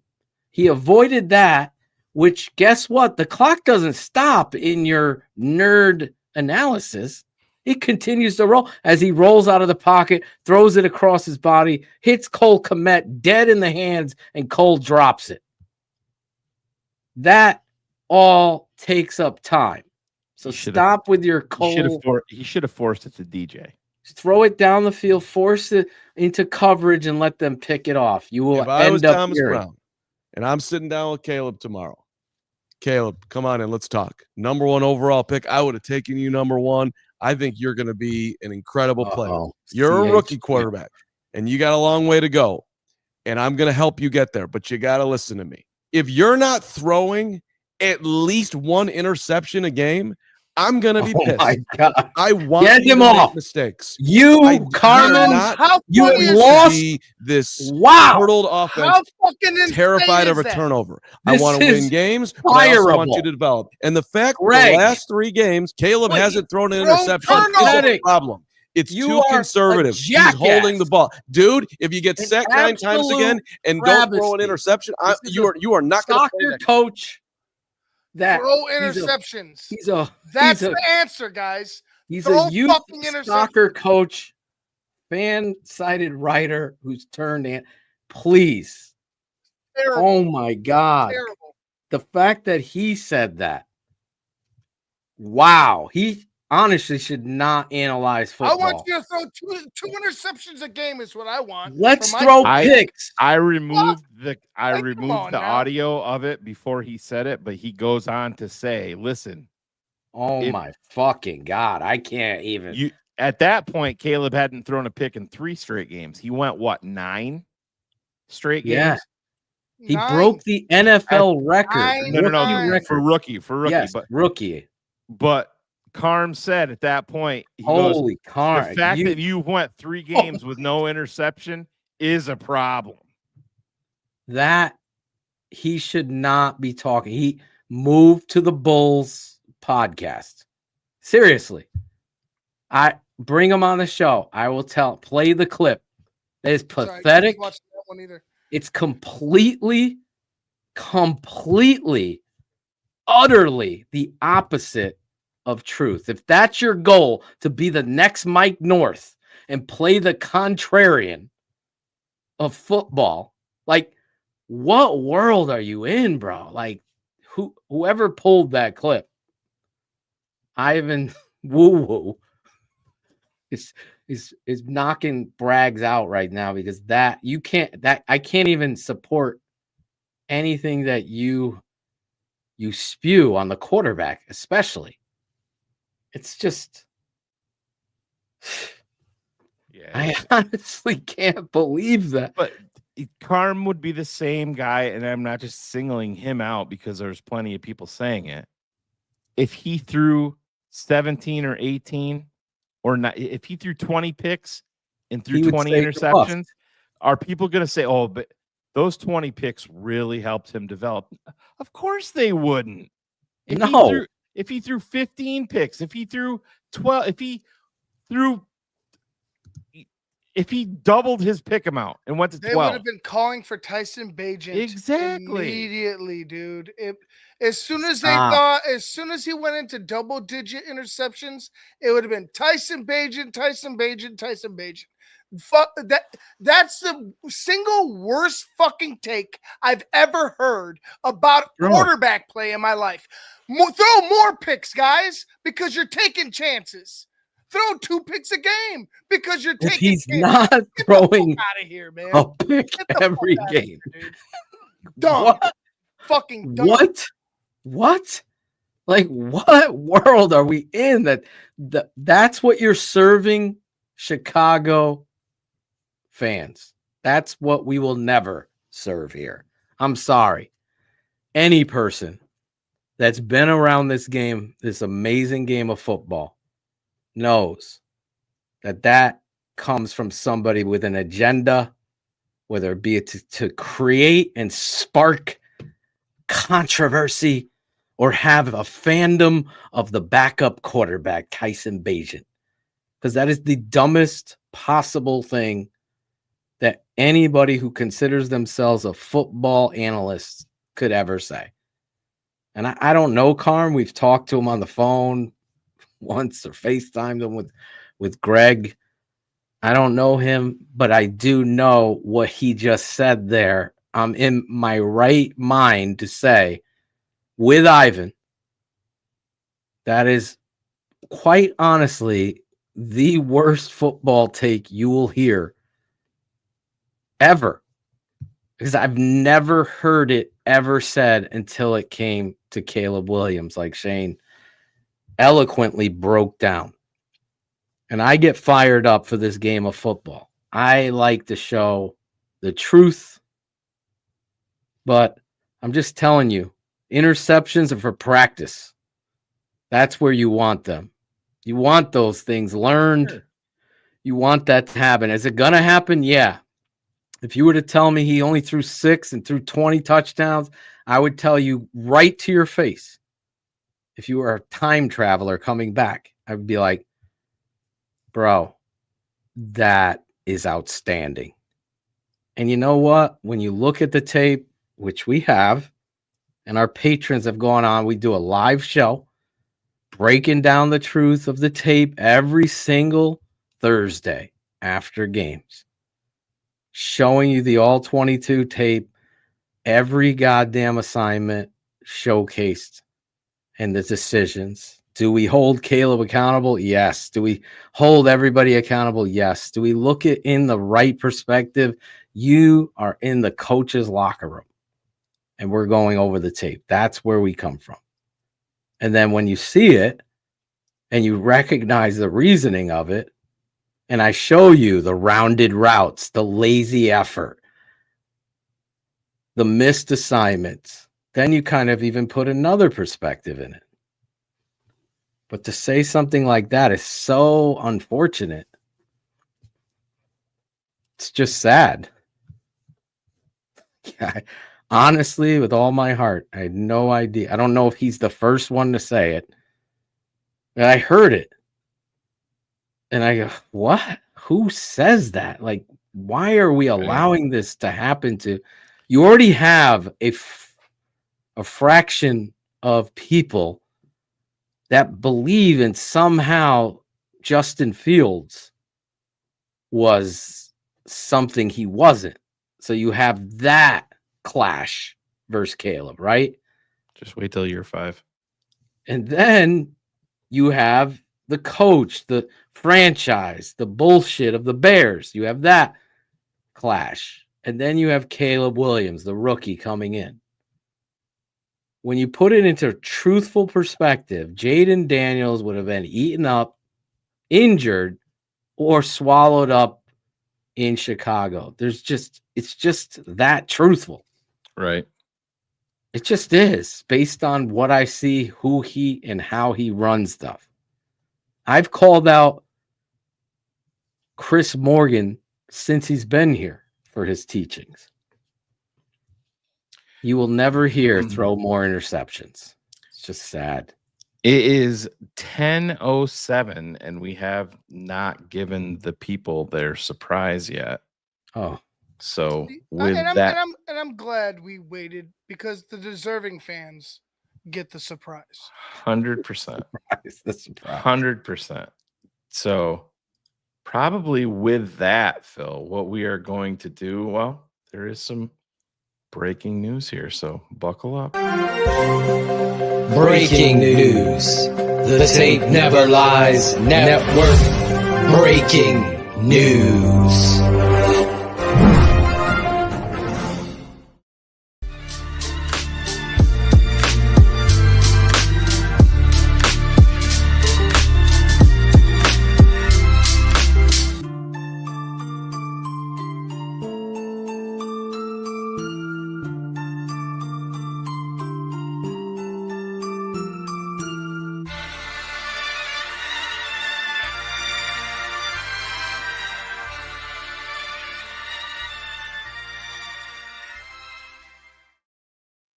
It's a what, Phil?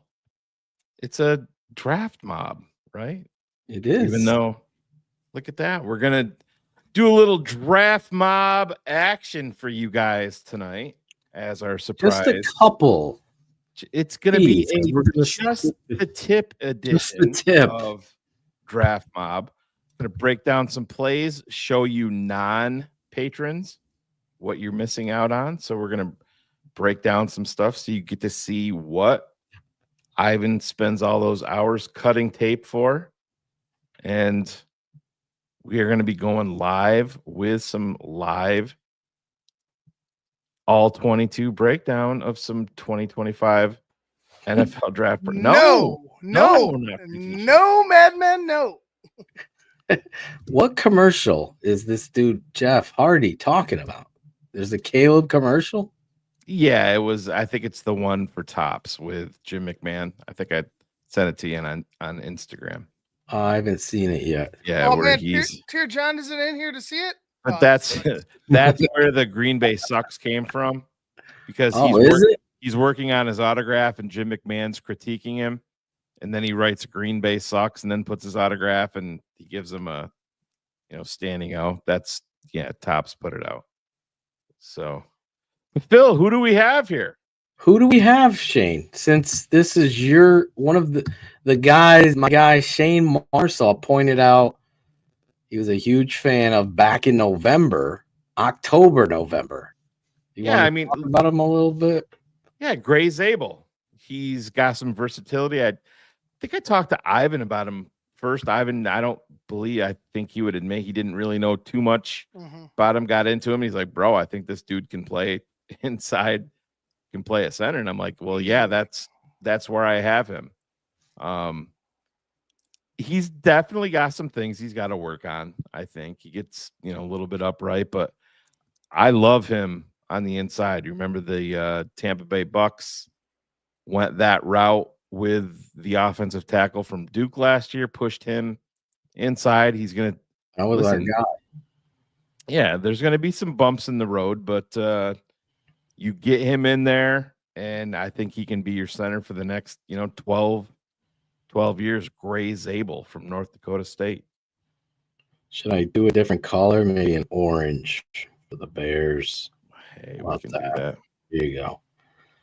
But yeah, this is what we do in regards to Draft Mob. You could see you're going to have the all 22 with the spin, the coach's spinner reel here, so I could bring it back. For those of you that have never watched tape in a locker room, we've had quite a few people. Why does he keep bringing it forward and back? It's just giving me a headache. That's what we do here. So Gray is playing the left tackle in college. He's 6'6". He's 6'6". What is he? 3. You got his 6'6", 305. 305. Thank you. Yeah, that's what they had him listed. That's why you're putting him kind of inside. I love this guy's technique. Again, we're going to go through a few plays here, and then we're going to go to another prospect. And these are the two prospects that we'll be breaking down this Sunday when we kick off the official opening on our patron side. And if you're not a patron, go sign up to become a patron at thetapeneverlies.com. I see a lot of patrons in there in the chat that can attest to the amount of draft that you're going to get. Right. And Mike, they have him listed as 6'6". We'll see what he comes in at the combine. But Graham Barton was 6'5". So I don't think it's going to make any bit of difference. I mean, I can put a guy in there that's 6'3" that sucks like we've done the last couple of years. So he's going to have some warts, but I think this is a guy that you have for the next decade plus. Well, you've had what? Matty Mock came out of there. This is Spencer for the Bills, Spencer Brown. Right? Is that his first name? Spencer? For who? Now I'm sorry. Buffalo Bills left tackle, Brown. Oh, Spencer Brown's not their left tackle, is he? Maybe he's their right tackle, but he came out of this school. No, Brown played at Northern. I'm sorry. North Dakota State has put out. There's another tackle they put into the league. Maybe Ivan could look up how many offensive linemen North Dakota State has put into the league. They've put a lot into this league. But here he is right here. And this is a down block. We're comboing here. But this is what you really like to see out of this football player. Dylan Redunds. His inside foot's going to power step. See how he brings this leg into placement and contact. See that? Now you're going to see him finish. Again, they're double teaming. But you like the tenacity here as they pile up in there. And you see, wait, I got to bring that back. Sorry. Because I want you to see at the very end, number 74.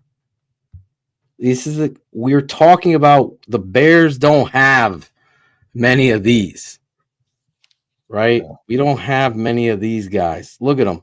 He's giving a fucking kick in there, yelling at somebody. This is, again. Yeah, you need an asshole. You need an ass. Yeah.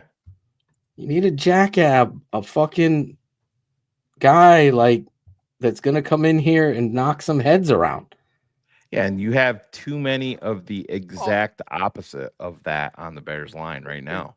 Exactly. 100%. All time, North Dakota State has about 17 players drafted, but in recent years, It's their offensive line. And yes, in recent years, it's quite a lot more frequent. But yeah, so I have the names right here: Billy Turner. Yep. Played for the Packers. Joe Hag.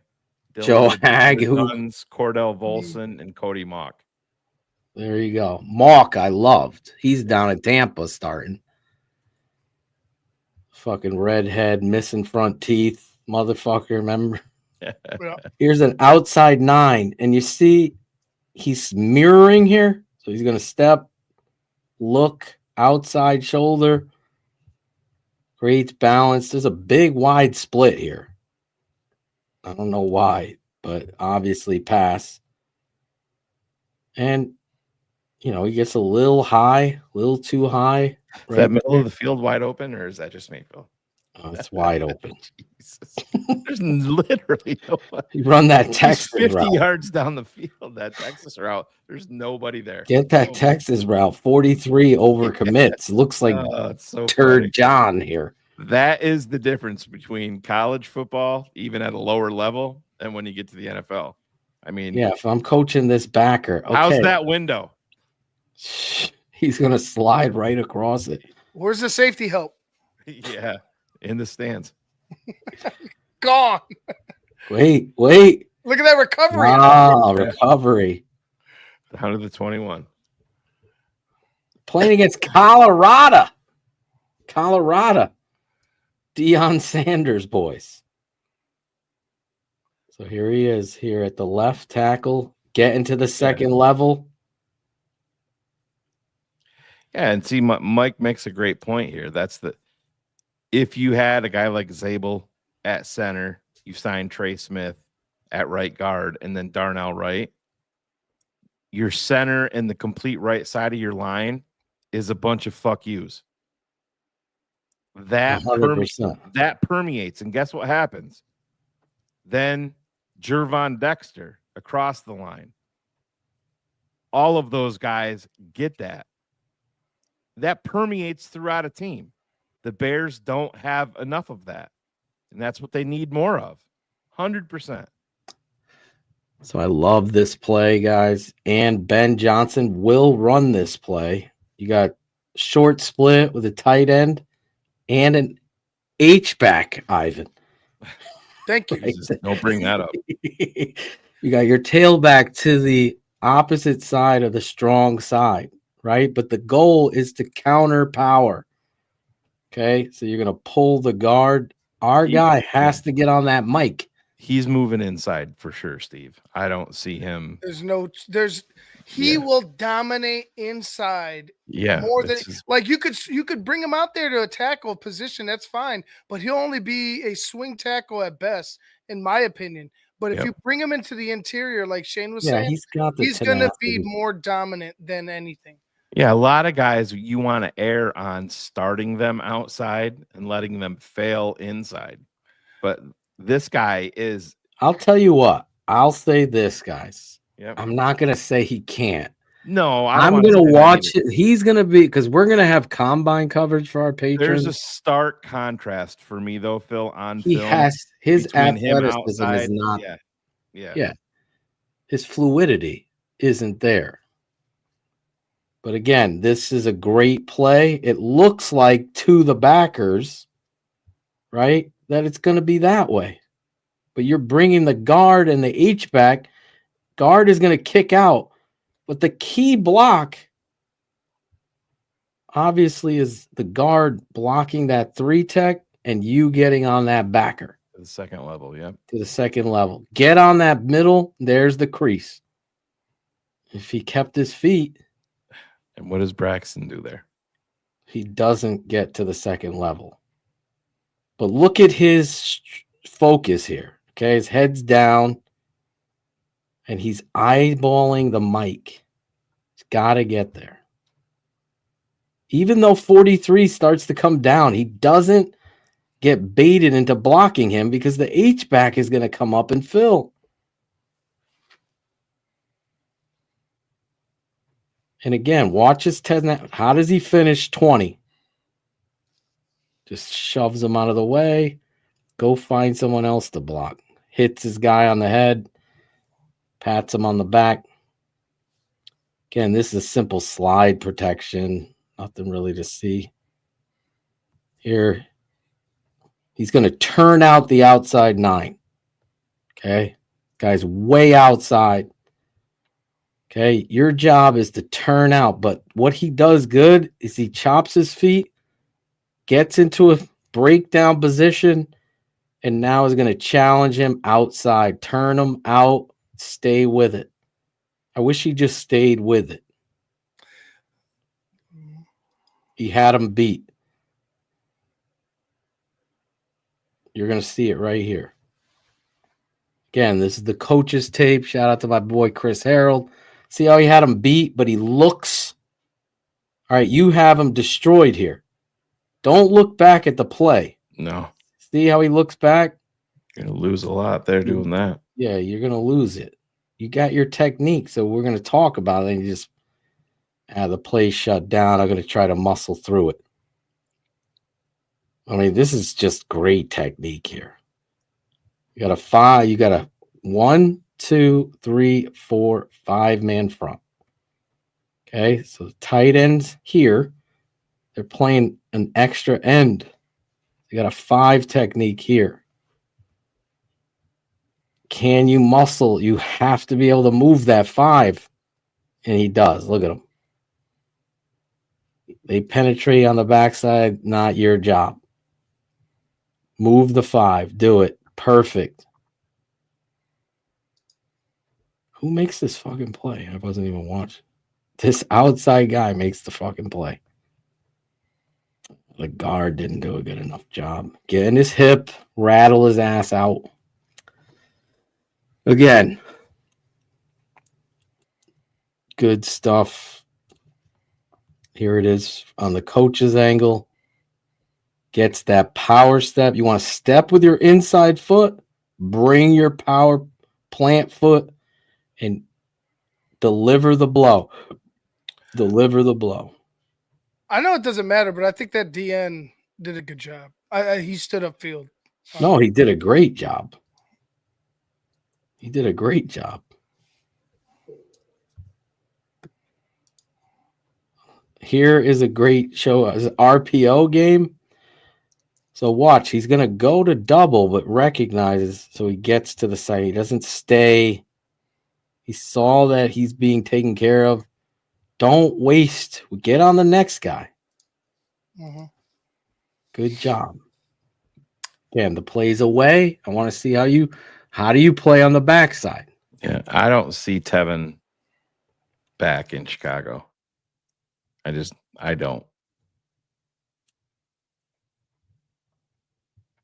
Unless it's a backup role. Unless it's you're on the bench. A 1-year deal, very team friendly. And I just don't, you listen to Tevin and he sounded like he was ready to start over someplace else.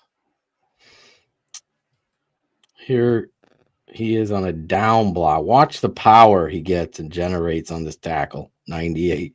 Just moves him all the way down the line of scrimmage.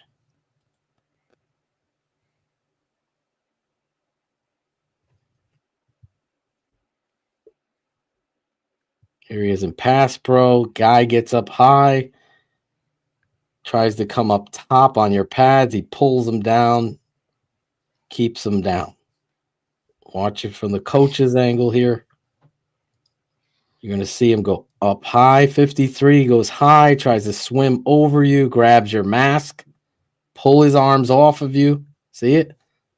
Watch him rip his arm. Pull that arm down. And throw his ass to the ground. Perfectly done. Completely legal. Bring it in here. I want you to see how he. And there's some nasty to him. Like he has that demeanor to where he can be a prick in the middle, and not. I mean, I'm not talking about what was the Green Bay guy. I'm not talking about Lucas Pat. I'm not talking about. I mean, he can go ahead and finish. Turgeon. He could go ahead and finish his block. He does it all the time, and he does it with some type of disposition that you don't want to get in on the bad side of. But I really like how his tenacity and then his technique inside, like it really can go ahead and be adapted inside more than the outside. It's just kind of the athleticism that he lacks to be outside is where I draw the line. 100%. There's no questioning. He's got the physicality here. He's taking on the 5, then notices the blitzing linebacker right here. He's going to blitz through this gap, and he's going to come off the 5 tech, and then he's going to pick him up as he's trying to come through C gap. So he's got the tenacity, the toughness coming into your living room, deliver the blow. Guard now should stay with this guy. This play is designed to go that way. They don't get it. One more. So you could see, like, his footwork. I want to see you kick slide back. Don't open that door like that. Don't give a two-way. Just keep your shoulders perpendicular. Again, he's going to ride him out. It's not the worst rep, but you could see what Ivan's talking about. Right. When you get the speedier edge rushers that can go outside and just pretty much run you down, that can be a problem, and that's where I draw the line. Where him being a tackle, I think he'd be a right tackle at best, but he'd be a top level guard or center, in my opinion. And didn't he play center at the Senior Bowl? Yes. Yep. Really excelled there. He did, yeah. And I mean, listen, I don't want you guys to watch this and think that this is you're going to move this dude inside and it's going to be a perfect, prospect. I don't see that. I think that there will be some bumps in the road. I think that there's going to be a learning curve for him inside. But at the end of the day, that is why adding a guy like Trey Smith next to a rookie like this is massive. Maybe you go out and sign more of a veteran left guard to surround him by that. But there's times where he gets too high. Definitely got to work on his pad level. But you can say that with almost everybody. This is more of an interior play. Yeah, totally agree. So look, you got they run it a lot. They run it a lot. Watch where he comes. He's down blocking, and watch his second foot drive. Power foot there. Bring your second foot. Now watch his feet running. Run those feet. Look at him. Get through it. Yeah. That's why you can see this guy is an interior guy because he lacks that twitchy agility for speed rushers on the outside. In the NFL. I can't say he can't do it. No, but his success is going to be exactly where Ivan and you are talking. You've heard the phrase ankle tightness. Yeah, to me, it definitely shows up on tape with him in spots, and that's here it is right here. You watch his. All right, you shouldn't shuffle, right? So now you let him get into your body. Yeah, but he went back a full fucking 2.5 yards there. Yep, he goes back. Then then he stands his ground. So with good coaching, not Chris Morgan, this guy could be something the likes that we haven't seen there. Now we go on to the second guy we'll be breaking down in further detail is right here. Left tackle. I believe 100%. This is a left tackle. Let's move him to guard. I just see a left tackle athlete. Phil's talking about Will Campbell. I'm at Will Campbell here. It's not Skronsky, right? Not Skronsky. No, it's not Skoronsky. Will Campbell size, Shane. Do you have that, or Ivan? I do. I So can- Will Campbell is 6'6", 323, There you go. 21 years old. And he is a big personality. Again, on the same lines as Greg Zabel, he has what Ivan's talking about, which we have none of them. But where he is so high for me is that this guy is smart. I could see it on tape. He's got football IQ. He understands how to recover when he's in a bad spot. But here's a simple stunt. End is going to go inside. Guard does a shitty job, 65. You know he's going. Push, keep your shoulders square, and wait for the guy. So he does a crap job, but Campbell does a great job. He understands it. See it? Puts his right hand out. He's in control. Is able to be low. Look at his bend. So he's got him. Here we go. Zone scheme. Okay. Where you saw a lot of trap with Gray Zabel. Now we're running zone. What is zone? We got to get to an area of the zone.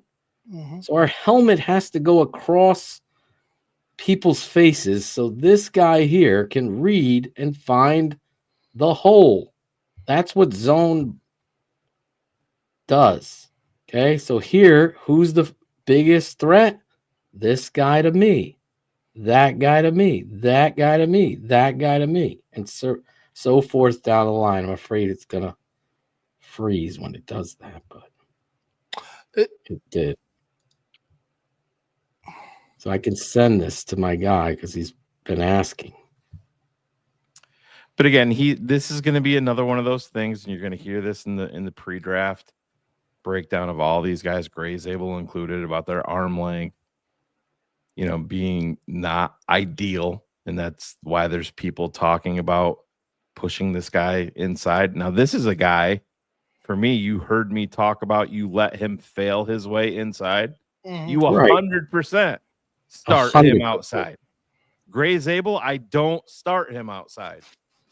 I see 100%. He's interior. Will Campbell, you put him out, and then if he fails, you push him in, and you still have a player. Right. He's not going to fail. Stop with the arm shit. This kid is legit. He really is. He'll succeed whatever position he's at. Exactly. I'm not worried about this kid's arm length and all. Just watch him. I mean, Jesus, what he does athletically. Now, look how he not controlled the best him. job here, but he controls a dynamic player on the opposite side of him. He's able to and he kept going. He rode his ass the entire way. Like, that's something that I want to see is offensive linemen. When you get into the running game and you get your hands on somebody, drive their fucking ass 15 to 20 yards. Embarrass them. Embarrass them. That's what you should do. That's your job. 100%. That you saw it on that last play. He's staying with the effort to continue to keep his body on a body. I mean, 6'6", 325. And again, he's a very dancing bear. I mean, the footwork. His upper torso is very long, and the more you watch him, some of that shows up where he can get in trouble. But again, it's when you're talking about pad level, I think that's been a weakness for almost every goddamn offensive lineman that's, especially at tackle, that's come out in the last 10 years. Yeah, they look to throw a weakness in there. But yeah, it's double teams here. So I call this a kiss block. People call it a combo block. Okay. Together you're double teaming, but he's got his eyeball on the next threat at the second level. So he squares and gets on that backside mic right here. Okay. Watch. Down, Square. Come on. We have not seen a tackle except Darnell Wright. I could say I've seen him do this. No other. Braxton ain't doing that. Hasn't done it. Then he grabs the jersey with a little extracurricular. Like, fuck you. Now what? There's a play that it's later and you'll see it as a patron. That you'll really see what I'm talking about, his nasty. But look at the difference from Gray Zabel to this right here. Just let's watch his footwork here. Okay? Watch what Shane's talking about. Look, kick slide. Where's his shoulder, Shane? They're perpendicular to the line. They're in a great place. Now, the end has decided that he's going to come up the field. His left hand is put out there. You want to put your hand in my chest? Fine. I'm just going to squat and control now. Counterbalance you. And he's got that under control. Yeah. And his arms aren't an issue there. That's for goddamn sure. Look. Yeah, exactly. He handles his own here. He's got great feet. Great feet. Here it is again on the backside. Get the backside blocked. He's staying with it. 34 is a ball player.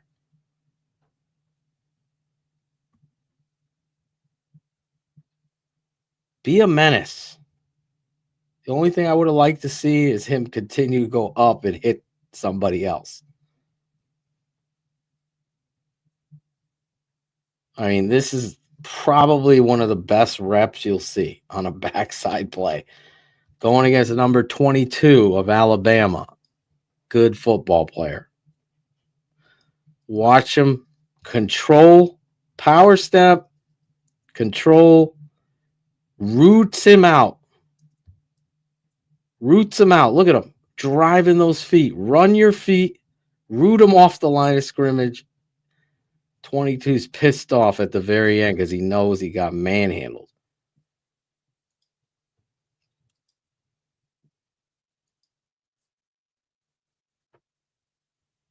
Okay, here's a play where I want to see him make the play. Come outside, attack the guy with your inside head. If he's standing out, unless the play was designed, it might be designed that he thinks he's going outside.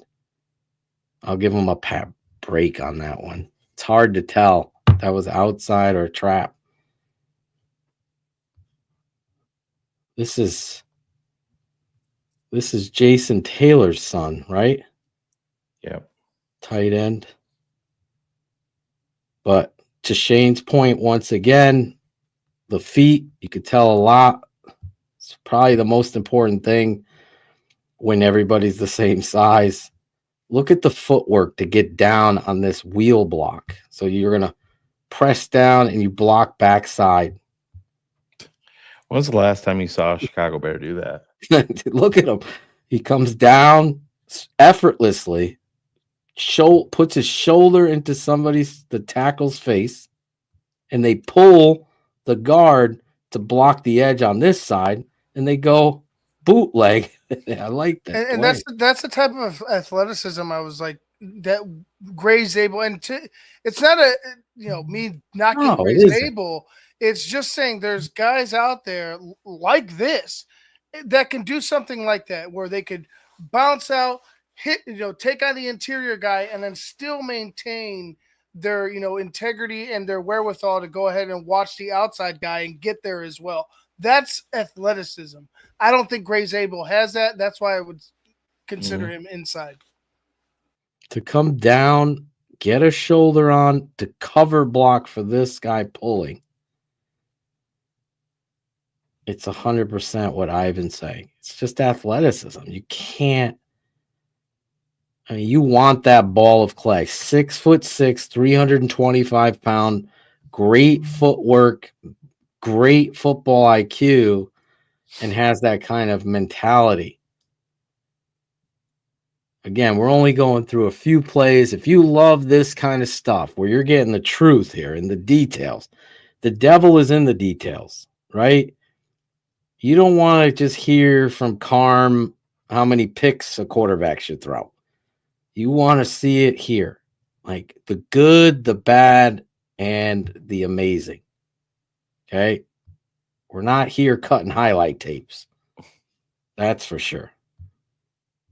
So he's inside releasing here like a tight end. You can see his footwork. I mean, Cole Kmet does an inside release as pretty. And he gets lost in the sauce. He's supposed to come either get 11 or 0 and 0 blitzes. So now you're lost. Go up to the next level. Don't look back.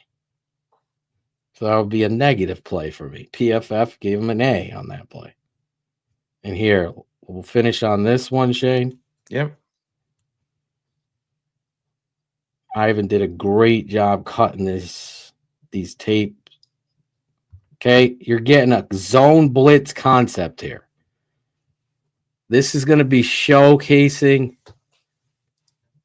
your ability to transfer your talent to the next level. We're already seeing the talent, right? You see the talent on the tape, but as an offensive line coach, how does he handle the TE stunt? How does he handle zone concepts? Some of these guys you don't get to see. Alabama showing this. He's going to drop out. He's going to work around and watch. He snaps his head.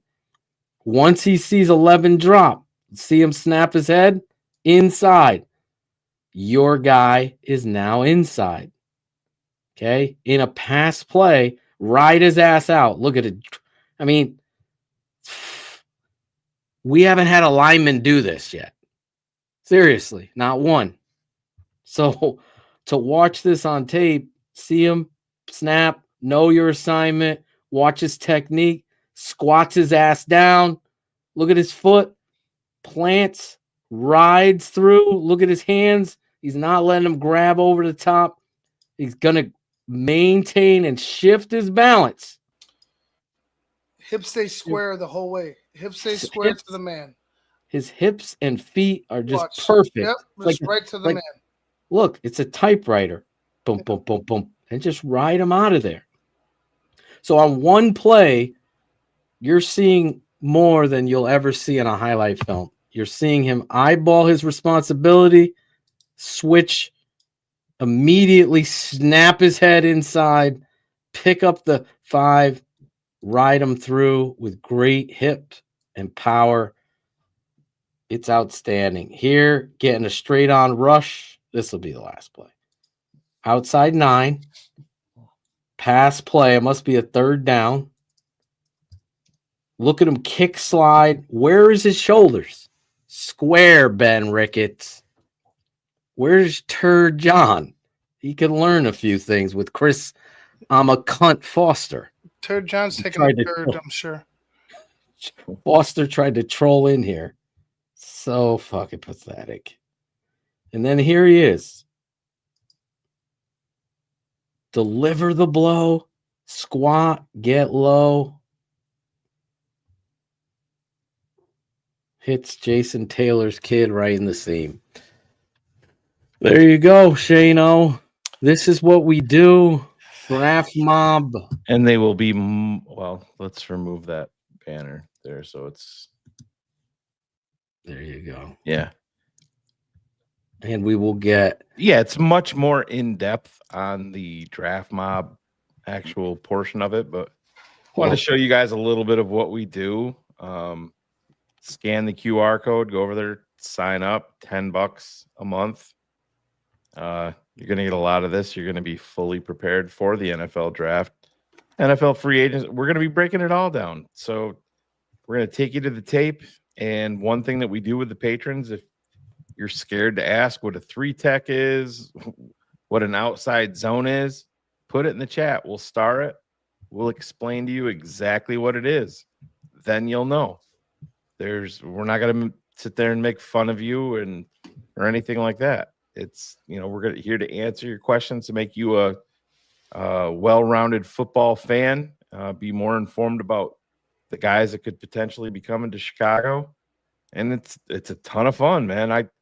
My son's 13 and he goes back and watches this stuff. I like people, bag on mock drafts, man. It's such a great way to learn prospects, more so than anything. And this is part of it. You're going to get some of these names in your head. We're going to have mock draft Mondays with Shane.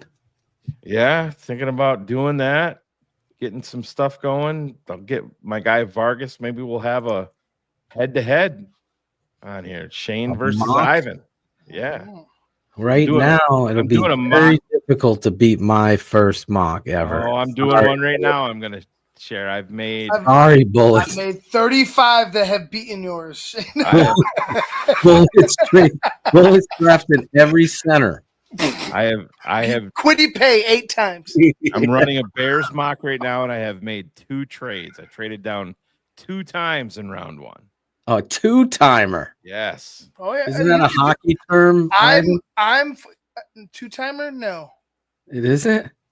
No, it's not a hockey term. I thought it was a hockey term. 2-timer. What? What's the term when you? I mean, that's like a one-timer. One-timer. There you go. Yeah. Oh, okay. 2-timer. I was like, holy shit, that's getting blocked. Whoops. The 2-timer is Chris Foster. Oh my god. A 1-timer. A 2-timer. He's a 1-timer twice. A 2-timer is a piece of shit. That's what I thought. It's a lying dirty dog. It's a 2-timer. Speaking of bubble gum.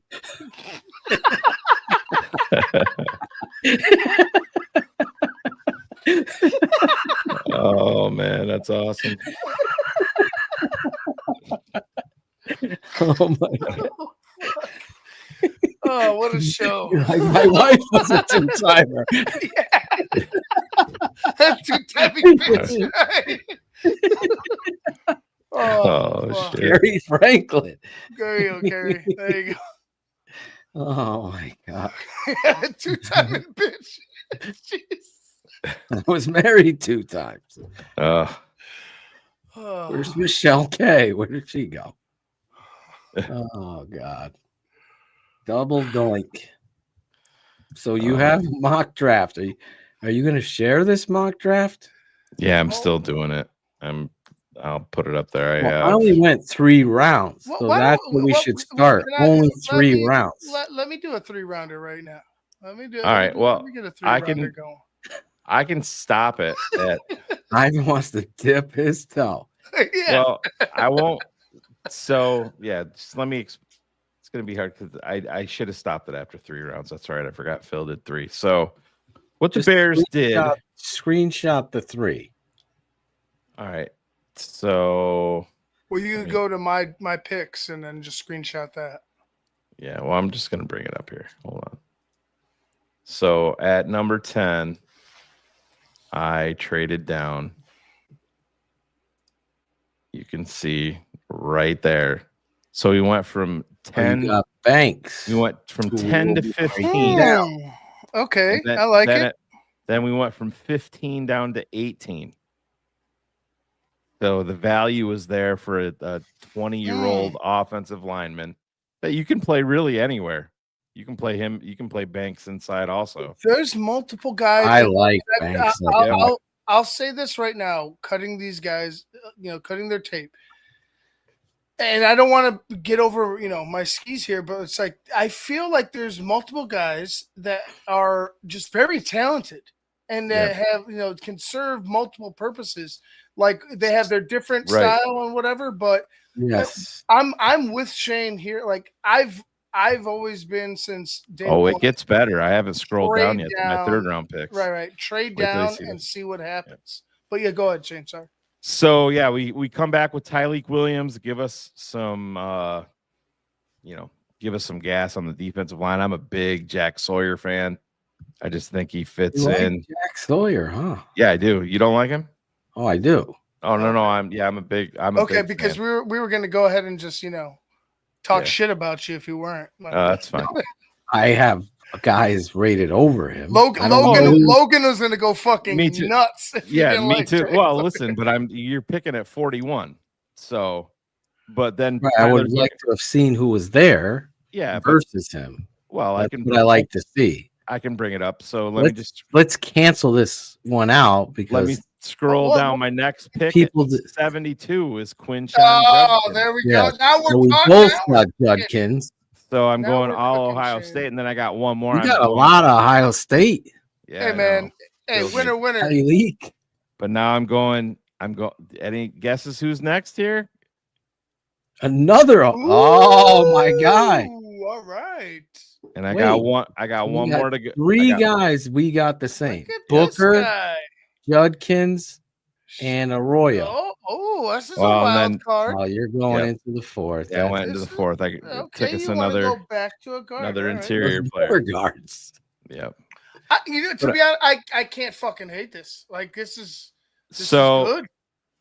All right, so Cam Ward goes. We get down to number 10. Will Campbell they select who we just were breaking down. So I went from 10 down to 15. So Genty and Grant went, Warren, Burden, Walter, Nolan went. Then I was at 15. I traded out with Seattle where Nolan went. I went down to 18. Simmons went at 16, Harmon at 17. I took Banks at number 18. And so you got Mike Green, Abuka, Omarion Hampton, Shamar Stewart, Mikel Williams, which that was the other guy that I was considering. At 18. Yep. I took Stewart. Yep. Yeah, you did. And so then we're you going went tackle first. Yeah, just because I think that the value is there at 18 with Banks. I like Banks. Yep. If he's there, oh good God. At 18, yes. 100%. So Phil's guy goes to number 40. Damn. So rising boards. Sawyer at 41. Aya Manor from Stanford, who beat Syracuse with no time left. Princely from Ole Miss. There's a lot to like about him. There's some, emotional issues with him. He's going to have to get figured out. TJ Sanders, Jahad Campbell. I just don't think it's going to be a Bear. Booker, and I'll say this, I don't think there's a chance in hell he is anywhere around here. We both got him in the wait. I honestly feel like when the draft comes around, that Booker is going to be a guy that they're going to be talking about up around the Bears pick at 10 on draft day. Top 15. Yes. That's just the way that I feel. So Shamar Turner goes right after, Alfred Collins, Restrepo from Miami, Xavier Watts from the national championship losers, Kyle Kennard, Tui goes. So we're going down. Anybody that Donovan Jackson is another guy that I would have been interested in. Obviously, a lot of Ohio State players. Dylan Gabriel, the new quarterback for the New York Giants. Scatabo and Sampson go back to back. So Quinshon Judkins. Sorry, Judkins is as long as Judkins is wearing blue and orange, I'm happy. Oh, yeah, I'm me too. Happy with Judkins. Yeah. Oh God. There's a lot of people out there connecting Travion Henderson to Chicago. I would like Travion too. They think he fits exactly what Ben Johnson wants. I've heard. I think it draft was them both. Hogan Johns. I think had a guy on from Detroit that connected him there. But I don't know. Do you guys have any picks that you hate or totally disagree with? So Arroyo was my last third rounder. No, I think you definitely wasn't taking Milrow. I'll tell you that. I wouldn't draft that fucker in the 6th round. What? Not at running back? No. No, I'm happy with that. That's I think that's a knocked out of the ballpark. That's what I do, man. That's how I roll. I wouldn't be. But yeah, I don't. I mean, you see guys now, and you're gonna see once the NFL Combine comes around and the pro days, you're gonna see these guys creeping up boards. Mm-hmm. I just don't see any way the fucking Booker is. People have him down in the fucking 40s. There's just no way. That's what I was telling. Go ahead. Where did I select Booker as well? Is it the same spot? Yeah, around the same spot. 39. I took him at He's 46. like, I'll tell you this because I've been doing a lot of them, like just randomly, just trying to see kind of like. I went pass rusher. He's been landing at 38, 41 consistently, depending on what you prefer, but he's in that range. Again, like Shane was saying, like Phil was saying, this shit's gonna fucking change drastically within the next couple months. Like it's not gonna be these same guys running or being in the same slots. Like some are gonna go and be overvalued. Some are gonna be jumped up. Some might go down because of the combine. It all depends on what they do. Pro days, it all depends on how the next couple months pans out for them as far as their, I guess, introduction into the NFL, their interview into the NFL. Like that's pretty much. And this is what you guys need to, and I think people know this, talking about OSU and you got to throw that shit out the window when it comes to the NFL draft. Listen, I'm an Alabama fan, and you're probably not going to find a person more critical of Alabama players than me. I'm very rarely, and Phil, you've been around me more than anybody. Very rarely am I high on Alabama players. You can remember everybody.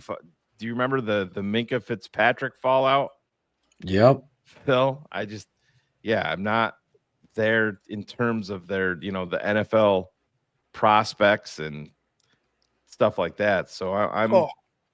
If there's an NFL player guy from Alabama that I like, I'm, It's Shane, you didn't draft a center. Bullets is gonna give it 0. Well, but that's the thing. You gotta look at what I did here, though. Yeah, but you had more picks. Yeah. Fuck you, Bullets. Who is Bullets? Is he still? Can we It block him already? was Caleb Johnson, Ben. But yeah. It was just like Shane. Another guy that's getting a ton of play for Chicago. Oh, right. I love Caleb Johnson. But when I did this draft, Shane, it was similar. He's to my number 2 back in the draft. I traded down and ended up finding like some wiggle room, but that's neither here nor who knows what the Bears are going to do. But I would love for them to have 2 running backs selected, whether it be Judkins and a later guy. Tight ends. Correct. I'd rather be the running back right now. I think the running back is about to trend upward. Yeah, and listen, super chat, Shane, Stephen W. Thank you. $5. Feel bad for Braggs. Carmen is crap. Yeah, doesn't Greg fight with him every day? Don't feel bad for Greg. Don't. But listen, I'm not down on. I like Judkins better than Henderson. I mean, if they're both available. When I'm picking, I'm taking Judkins over Henderson. There's just there's times on tape when I'm watching Henderson, he reminds me a little bit of DeAndre Swift. I think he's a better running back, but just that I think he's more of a tackle breaker. Oh no, I get that, but what I'm saying, sometimes I think he gets so fucking caught up in everything, he kind of gets lost in the sauce a little bit. And he leaves some shit out there, but he's explosive. He's a much better tackle breaker than DeAndre Swift is. But you think about tandem of Johnson and Swift, Henderson and Swift, Judkins and Swift. That's Judkins and Swift. So Henderson. Again, we're going to break down. I agree, Sancho. That's what I'm saying. He gets a little bit lost. I still say there's just like Swift, but he has better balance. Sorry, there's no Johnson. Johnson's going to be reduced to a Homer type of role. Like that's where I see Johnson. Rashawn Johnson? Yeah, absolutely. Oh, I thought you were talking about the kid from Iowa. No, not Caleb. Oh, Jesus, no, not Caleb Johnson. No, but I'm saying like that. Rashawn Johnson is going to get reduced to that. There needs to be 2 backs drafted. If you're going to keep Swift, which I think you should, you need to have 2 backs. Yeah. One being a Judkins in the middle rounds, like a 3rd round, like we've been talking about, and then you look for another guy later because you need to have that type of variety within your running back room, because that's what made the offense going in Detroit. And I know we're going to be our own offense, but what do you think is going to make Caleb go here? Play action passing, running the football, and allowing him to go ahead and be a quarterback that can, manipulate the defense. That involves the running game. Yep. You can't do it without the running game. It's very clear that the Bears need more running back guy. If they stand pat at running back, I would be they're fucking completely insane. Yeah, no fucking way. That would lose like 40% of credibility. If you haven't seen enough of him by now, guy, it means you're not going to see. You don't fucking bypass this. Oh my running back God. draft class. It's like 25 deep. Yeah, I mean, I'm not there that, but I like a lot of these. You can go 18 plus of contributors in the NFL. I feel like 100%. Listen, everywhere we need pass rusher, offensive line, and tight end and running back, this draft is deep. Yeah. Even the kid from Iowa, the tight end from Iowa, is one of the big sleepers for me. He just doesn't have a good quarterback. But if you watch his tape, he fucking blocks, runs his route, separates at the stem. This kid was a fucking all-world. Isn't his father Lachey, right? Kid Lachey out of Iowa. From Iowa. You talking about the tight end? Yes. Yeah. I believe in that kid. Yeah. He's a sleeper. I'm a big tight end fan. Mercedes Lewis and Gerald Everett weren't there, and Cole sucked too. Yeah. So if you think you're gonna sit, I'm not being a homer either. there. But Gadsden from Syracuse is the guy that I'm interested in later in the draft. He's built more like a wide receiver, but he just goes out there and makes fucking plays over and over and over and over again. I agree. I agree with that. I like Gadsden. Father was John Lachey, right? Played for the Redskins. That's right. The guy that Phil was talking about, Fanning, and I'm not going to go ahead and give any secrets or anything. I will just say this: the blocking from a guy like that, and part of being a tight end. I know, you're like, oh, Ivan, you're talking about blocking. That's his job. No, you have your job is going to be that. This guy could be more than just a tight end. This guy could be, he could be just a fucking weapon. The type of weapon that they thought Valus should have been, this guy could be. And I agree with Phil. Like, this is a diamond that's waiting That's to be. That's why I couldn't pass him up. I was like, right. Yeah. And people can say whatever the fuck they want. If the Bears get to the fucking 6th round or get to their fucking last pick and fucking Donovan Edwards from Michigan is there, I fucking take him. Yeah. I do. I do. And I don't know how he's that low. Like, I just feel like there's, a lot of people have been saying there's so many good running backs. There's such a deep class of running backs that it's like almost pick your poison. But the way that he just shot down to the bottom, I just don't understand how that works out. Again, maybe things just start to fluctuate, if you will, and they just threw the running backs out there as like a kind of like a, here you go. Here's a blank sheet. That's the way mock drafts work, Mr. Englewood. If you're asking Phil if he wanted Lachey versus Fannin, he's taking Fannin. 100%. Right. That's the way that it works. You're not looking at a draft via the position of where you're picking. And let's be honest, to me, is going to be a superstar in this league because he's outstanding receiver, let alone blocker. He could do it all. He could run the ball. He could catch the ball. He fits what Ben Johnson and what Caleb needs. I don't think anybody's out on him, Mike. You just can't bank on him.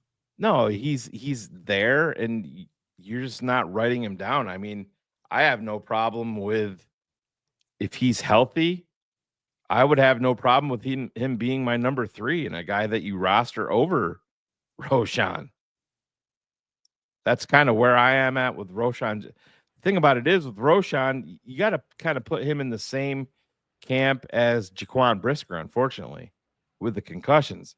Because when these guys have been getting concussions, it's not that they've been bouncing back quick.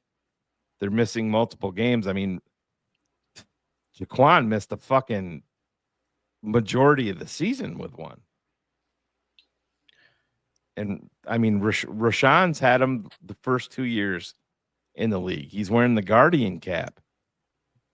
So, but that's the thing that, listen, doesn't take long, guy, to recognize Genty, talent at running back. Genty is an amazing 5 running back. carries.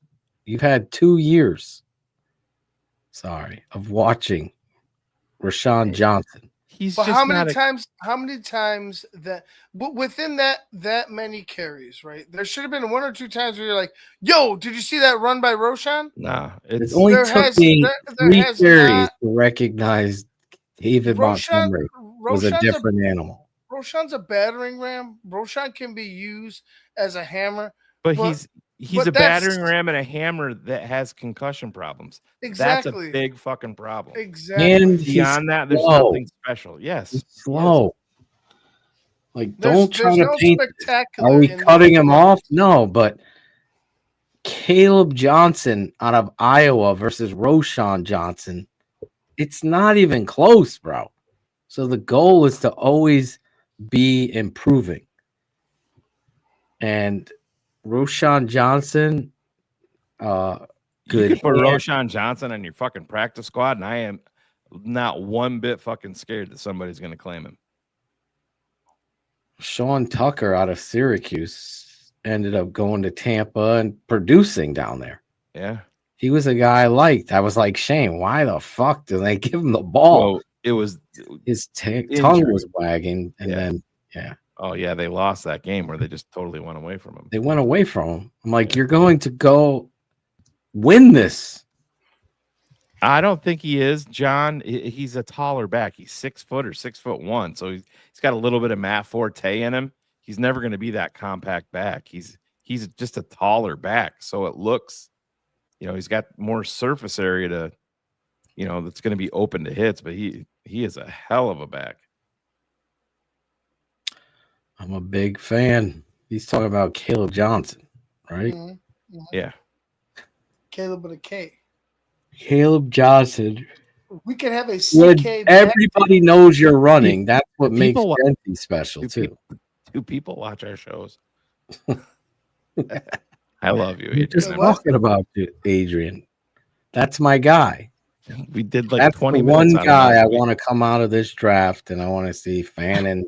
Fuck you, Bullets. He's on the team. I believe that kid is going to be a superstar. I signed the Atlanta Center in free agency bullets going into my mock draft. I guess I should have told you that. And if you look at my 4th round, I took a guy at guard, Luke Kandra from Cincinnati. That can easily slot over. He's going to play center for you, Bullets. Well, Bullets, like if you were get paying behind a attention, big ass. if you're paying attention, Bullets, I drafted all 3 of these guys in multiple drafts, but that's neither here nor there.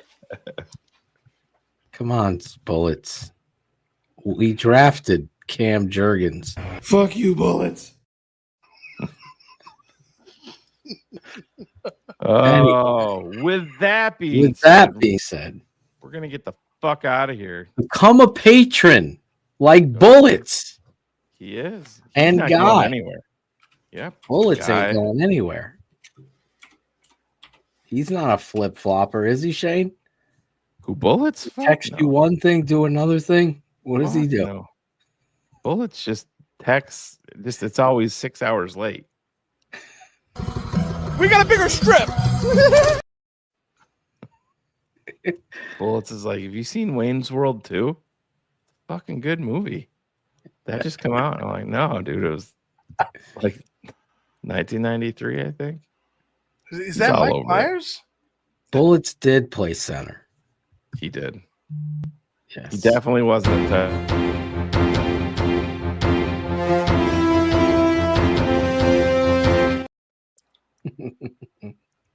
There it is. All right. We we'll hopefully see you. Become a patron. Draft Mob. Stay tuned for what time. This Sunday will be the opening kickoff to our 2025 draft coverage. As long as Whitlow has our intro. Oh, he's working diligently.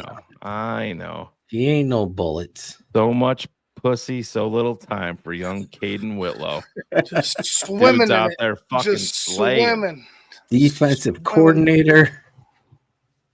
Defensive back coach at Drake. Yeah. You're talking Caden Whitlow will be live with us breaking down some corners. Safeties and corners. Yeah. Defensive backs with our guy Caden Whitlow. The Caden Whitlow. Alex Haza. This Draft Mob cherry's about to be popped. Oh, but what took you so long? He's finally there. He's been shooting. He's been photography. Should we see if Phil's got anything crazy? He's just saving it for marriage. Oh, look at her. There Look she at is. Mrs. Can you update There your she fucking iOS? Jesus, you and your fucking notifications. Phil's telephone gives me fucking agita. It's got fucking 7,000 unread text messages. It's hard. 28,000. I called Phil today on the phone, Ivan. Nobody said a word for the first 8 minutes of the conversation. All I heard Phil say was, "I'm sorry." Hold on. 2 minutes later, "I'm sorry, real quick. I'm just reading this. I'm sorry." I had to read a letter from a parent. Oh god, it's dead on. 30,000 emails. He would not be able to deal with it. No. It's hard. Hey. Bro, I walk in my fucking kitchen, and if the fucking clocks aren't in sync, it makes me mental. I can't fucking handle it. I have 302 text messages that I haven't. Let me see how many unread texts I have. Go ahead. 9. I have 302. Yeah, fuck that. And I have 8,282 emails. And I have 15 emails. That's me practicing to be Shane. Duval. My DMs are up to 92, but that's probably all Chicago Bears news that people send me instantly because I never pay any attention to Chicago Bears news. Bears news breaks. Did you hear DMs?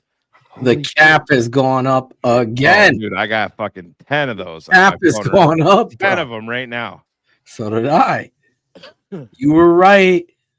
You were right. Cars doesn't know shit. Cap goes up. I mean, we only talk about bubblegum and fucking Jeff Yeah. Bezos' wife, so We still never got a picture of her. let's not. let's just stop that right there. Next, what I want to do on Patreon is go through last year's draft and see a redraft in the moment. Now, we all would have picked Caleb, so that's fine. Now, go through the next picks. Would you have taken this or this? What would you take a little look back there, a little exercise there? And we'll bring up our fight night. Fight night. Me versus Fight night Greg. will be- Well, that. Yes. Yep, that'll work. What's the ounce weight of the gloves that they'll wear? It doesn't matter. I'm just gonna smack them all around the ring. I don't need no glove. Give me A Logan Paul 12-ounce gloves? Give me one silk glove, and I'll just smack them around the ring. Breaking news. The tape never lies. Network breaking news. Mrs. Bezos. Oh boy. Stay off my lawn. Ugh, those teeth. Like Damn, she's like yellow chiclets. Bullets heard that breaking news and he was getting ready to type Shane's ending the show. I guarantee it. Yeah, he did delete it. He did. Paused it. He stopped it. woman look like? Guy Finley, 178,986 unread in my archive. There you go. He's proud of it. That woman looked like this.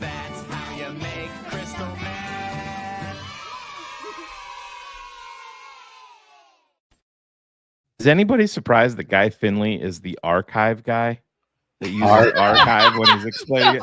You know, like, yeah, I just say I have 180,000 unread emails. He's like, well, I have 178,000 in my archive, in my unread archive.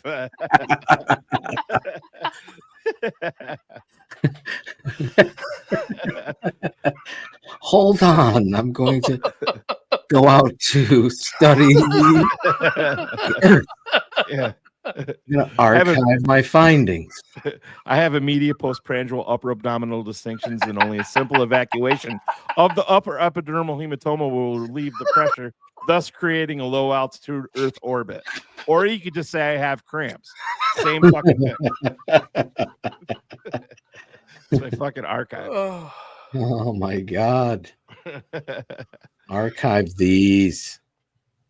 There you go. The UFO on the next Keeping It 100. So I have an idea. Me and Greg could wrestle opening day. Cubs. Why is it wrestling? It's boxing. You want me to box?